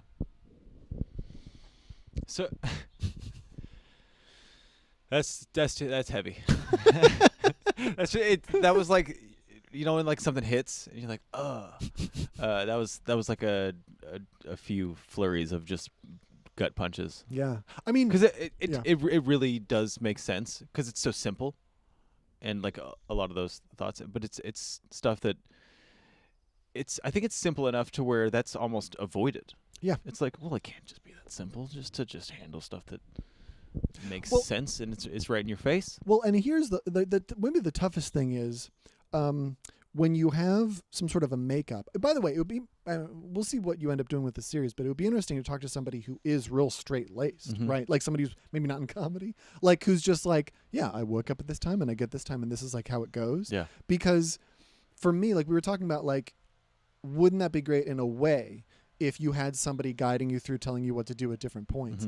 But it would feel so unbearable and so like something to buck and like just get out of. Yeah. It would be really unenjoyable. But I don't know what mechanism that is, but it's weird. You know, like it's weird, or it's a challenge. Like school is a challenge. Yeah, if you're never comfortable. I want to be told what to do, but I hate authority. Exactly. What do you do with that? No idea. You put yourself in the screaming space. Right. Yeah. That's the only thing I know how to do. Yeah. Okay, so dinner's done. That was great. You finished your moose, and you know, you and your beautiful wife have just held hands, staring in each other's eyes for an hour. No, she is the most down with watching something while we eat. She is way down there. She's like, I really got to forget my day. Just please let me just erase that. She's so busy. She's like, I can't eat and watch something. So if you want to like, and she's like, I want to watch something, you know. So yeah, so at this point I've made the food, hung out with her, forced her to compliment it like enough, you know what I mean? Like she's probably like, oh, it's pretty good. And then I'm like, no, I'm gonna need more than that. Like this, you know. It's a roast chicken. So like, so then pretty good. 1 compliment, 1 hour. This took 4. So let's exactly keep going. Right. Yeah. I mean, like every 10 bites, I want you to say something else. So then, yeah, lately, we'll see. But for a while, I was trying to get up earlier. But basically, I'll be like, she'll be like, oh, I'm like, she's like falling asleep as she's eating. So I'm like, okay, you go to bed. I'll actually also clean the dishes. So now I'm cleaning the dishes. Usually listen to a podcast. That's the next thing, and that's kind of my night. Podcast while dishes that feels great. It's great. It's perfect. It's the perfect thing. And then, you know, sometimes you're like, well, I got to keep listening. So you're drying or doing a little something else, you know, like around the cleaning the surfaces. Yeah, the wall exactly. is Yeah. Oh shit! Look at that. Oh, weird. Maybe we'll finally get out the stainless steel cleaner and like give this refrigerator a scrub. Yeah. So it's a whole thing. And then yeah, and then that was a brag, by the way. Lars just letting everybody know that stainless about his steel fridge, no big deal. It's probably not stainless steel. It looks worse every time I do it, but it's whatever plastic it is. It's pretty convincing. So, yeah, I yeah. Is it stainless steel? It's got the brushed steel finish on is it stainless steel? If you put a magnet on it, it just falls right away. Is that stainless steel? For sure, it's not. So yeah, yeah. So we were talking before, like the nighttime ends up being psychologically really important because it's so calm. Mm-hmm. That's great. But then of course I'm trying to deal with this, but I'm drawn to disrupt that calm with a video game. Yeah. Especially one that is immersive enough, maybe while listening to a podcast, that's just, it's like when they talk about surfing, like this is all I can do. Like I'm just trying to listen and like play. Like this is my whole attention. Yeah. Like you're saying because surfing requires everything. Yeah, in that's your like Laird concentration. Hamilton's. Like if I move, I'm dead. Like I gotta like be in this tube, Mm-hmm. and I'm like, yeah, if I can't like follow the Action Boys and play Borderlands 3, then it's That's how golfing's been for me. I believe it. Yeah, because I'm just getting better every time I go now. Nice. It's great. We talked about going. I'd love to go. I think we really should. I think I'm gonna start hustling people. Nice. I think that I would like to do that. I don't know how to like start because I can't just go there and be like, "Hey, play it for money." Okay, that's not how that works. But I would just like to go play a lot more golf. My daughter, I got her a set of shorter clubs, and she's Yeah, it was a fly. okay. Cool. She's good. That's awesome. Yeah, she's hitting it like 100 yards. Wow. And I'm like, what the fuck? That's incredible. Also, one more golfing thing. Mm. So Emma has this weird thing about her where if she's interested in something, she can learn it and then be really good at it really fast. That's amazing. So Beat Saber, I was killing it in Beat Saber. She is so much better than me at Beat Saber now. Do you know how upsetting that is? It started being upsetting, and then I was like, I got this like weird feeling inside of me. I was like, I'm so happy. What the fuck is this? Wow, Why am I nice. so happy to see her go, oh, that looks intimidating, and now be like, I just beat every single one of your scores. And I'm like, so I'm not the best person at Beat Saber anymore. It's a great awesome. feeling. I mean, maybe like after, playing video games solo forever, right? Like actually having somebody who's like, working with you. Or that she also thing likes video games. That's and perfect. that's a new thing to me. And she's like, no, relief. I like playing video games. And I'll be sitting there playing something, and then she'll come in and I'll be like, oh, I can change this. I'll turn it off. And she's like, what? No, I'll watch.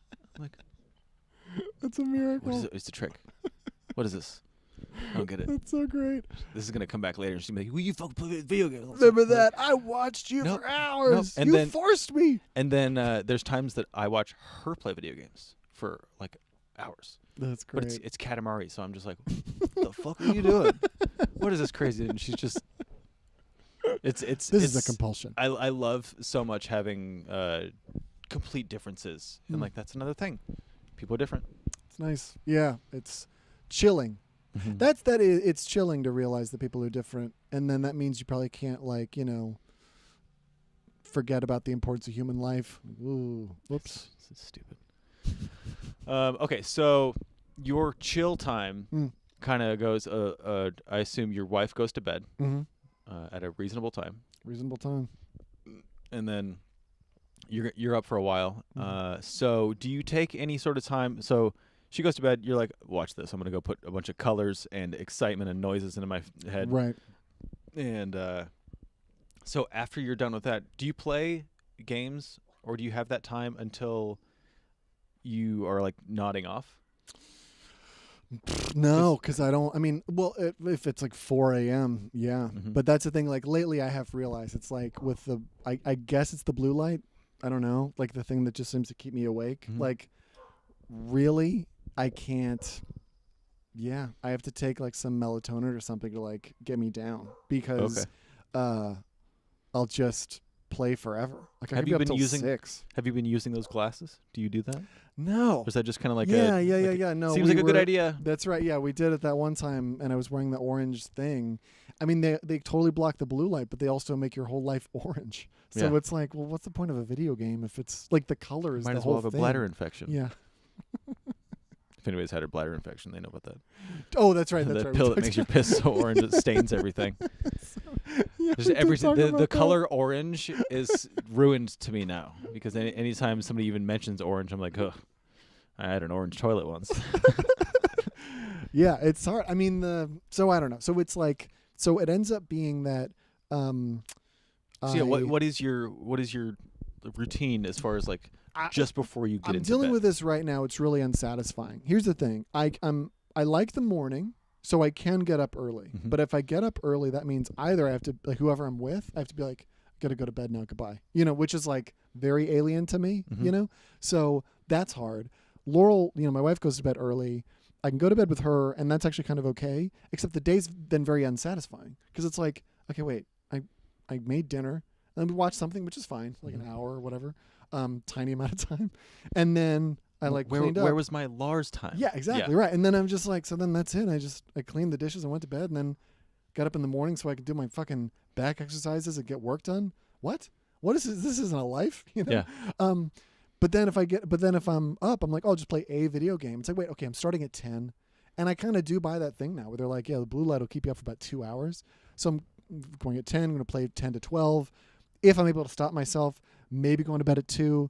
So it's just tough. But if the blue light keeps you up for 2 hours, if you start at 10, you're going to play till 12. Mm-hmm. Doesn't the blue light keep you up until 2? Exactly. That's what I'm saying. Yeah. So, yeah, it's brutal. Not brutal. I mean, this is the fucking easiest life in the world. But like, it's still, it's it's a shame. Aren't you playing on a PS5 or something games? too? No. Okay. No. That's we got to figure that out. But no, no, it's like Still. a PC, which is pretty great. But so like, it's I don't know. I mean, that's the thing. Like, I can't scratch all the itches of my day, which is fine. Mm-hmm. But I have the inclination to do that. To be able to like do all the stuff I want to do. One of the things that will sit with me for the rest of my life is the American Dad episode where they take the pill that makes you not sleep. You don't have to sleep. So he stays up all night playing video games, and his wife goes to college. So she just gets like 5 doctorates or whatever, and he just gets fat. And he's like, dude, I beat so many video games. And she's like, okay, we're divorced. just no, that's ruins his real. life. It's like, I remember there was some SAT question or something. They give you these little bits of essays, and sometimes that was tough for me with attention because it was like, this essay sounds fucking great. But it's like, no. The point is to like get through the exam. So one of them was like, somebody espoused the idea, what if you lived forever? Well, they were like, well, I think there'd be 2 types of people. There'd be people who just were like, okay, infinite amount of time to get stuff done. And other people like, well, infinite amount of time to hit the snooze alarm. You know what I mean? Mm-hmm. Like, well, I'll eventually get to it. And I was like, oh, yeah. And I was like, well, obviously, the better life is to get stuff done. Mm-hmm. But if I'm being honest about myself, I'm definitely hitting the snooze, right? Because what's the point? There's also, there's no reason, like there's no deadline. Mm-hmm. And I think that's a really telling example, and I still, I don't know what to do with it. That's a good question to ask yourself. Yeah. Which one would you be? Right. And so that's my philosophy to do the minimum, which is like maybe how I've been able to get anything done. Because it's like, we'll just do a tiny thing. Once again, better than nothing. Yeah, better than nothing. And really, if you're being honest, most people don't do the minimum. So great. You're holding it up. Mm-hmm. Yeah. So how much sleep do you get? Well, I don't have really, my schedule tends to be pretty loose. So sometimes if I'm excited about what I'm doing, or if there's a video game that just came out and I'm kind of getting into that groove and really enjoying it, then I can stay up a little later and then, again, wake up in time to teach my class and then get more work done, work into the evening until either I need to teach or, just tell my wife I can't cook. So then I'm, working more there. So, yeah, I mean, I tend to get a lot. I remember going to a doctor when I was a young professor, when I started being a professor, and being like, I think I have a sleep problem because I'm staying up so late. And he goes, well, how much sleep are you getting? I'm like, I don't know, 8, 10 hours. And he's like a doctor who I think later had like a nervous breakdown because he was like, well, I was like, he goes, I'm leaving the practice. And I go, what? I keep having people telling me they're getting plenty of sleep.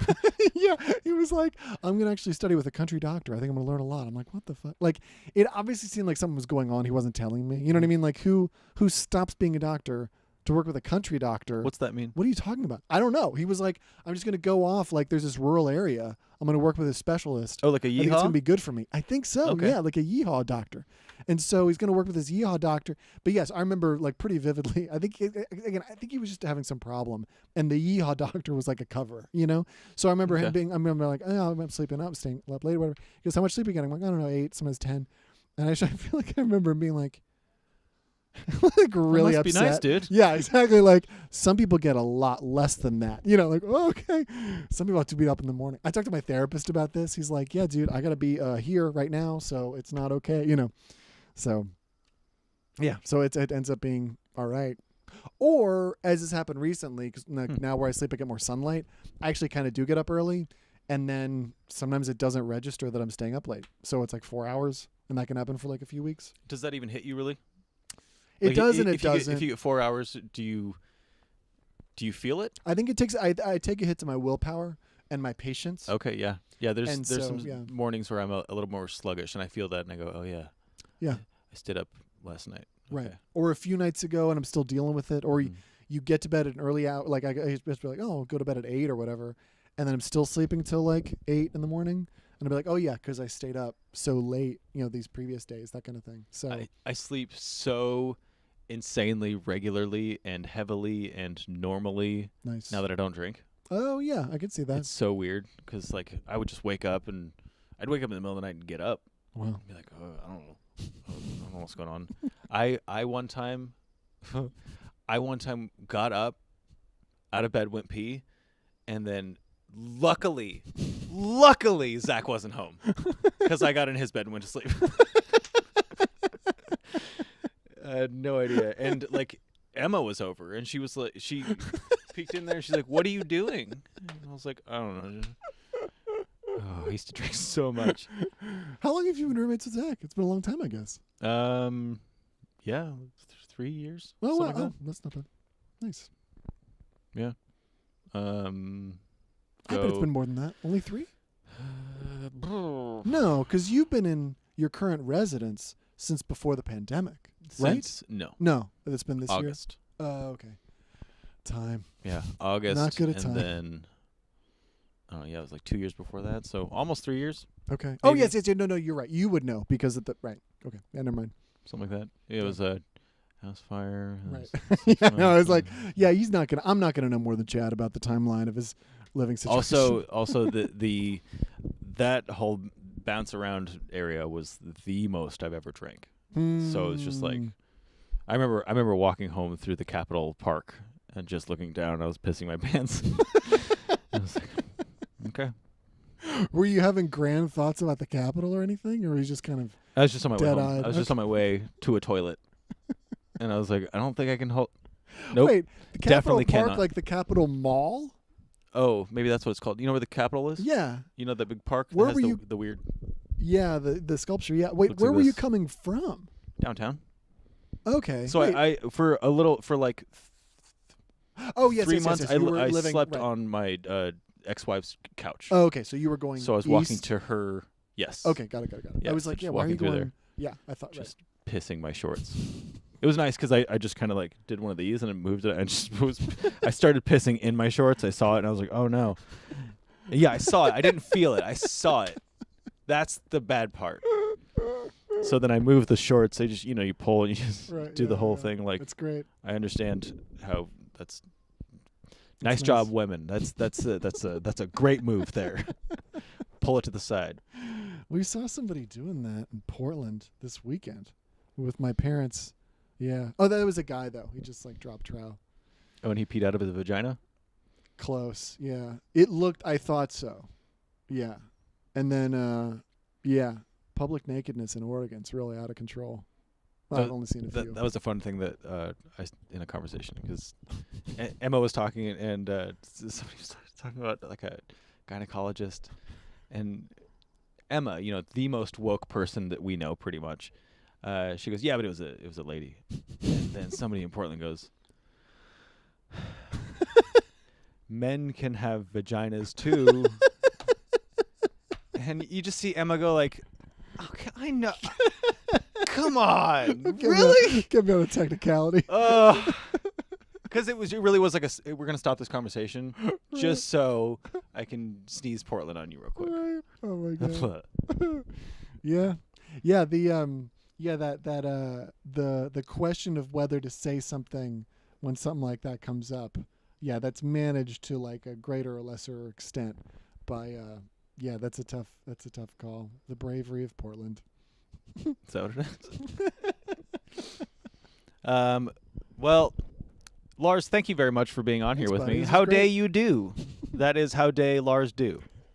It's my pleasure to be here. I'm excited to see the rest of this series. Yeah, me too. This is really fun, and I'm happy to be doing something by myself. It's cool to not have a team and just be able to go boom, boom, boom. Just go do it. Anyway, thanks for watching, everybody. Thanks very much. Should we plug things? Sure. Oh no, I guess it'll depend on the timeline, right? Yeah, I don't know when this is coming out. Yeah, I'm Lars Soderlund. Look him up. I have an email mailing list. That's probably the best thing. Really? You could find me on Facebook. You have yeah.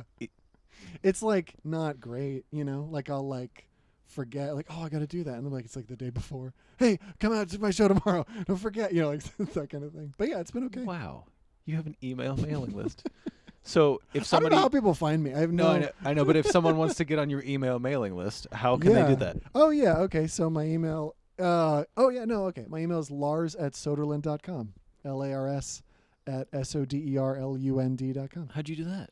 My dad has Soderlund. My dad's had Soderlund.com forever, and I always wanted to do it. And I've had Lars@Soderlund.com for years. Dad, but I got nervous. Can I get a part of this? Give me Soderlund. Give me the Lars though. He's like, I'm actually using the Lars. Yeah. So I finally wrestled it out of his old hands. Yeah. You're not a junior, right? No. He's Eric with a C.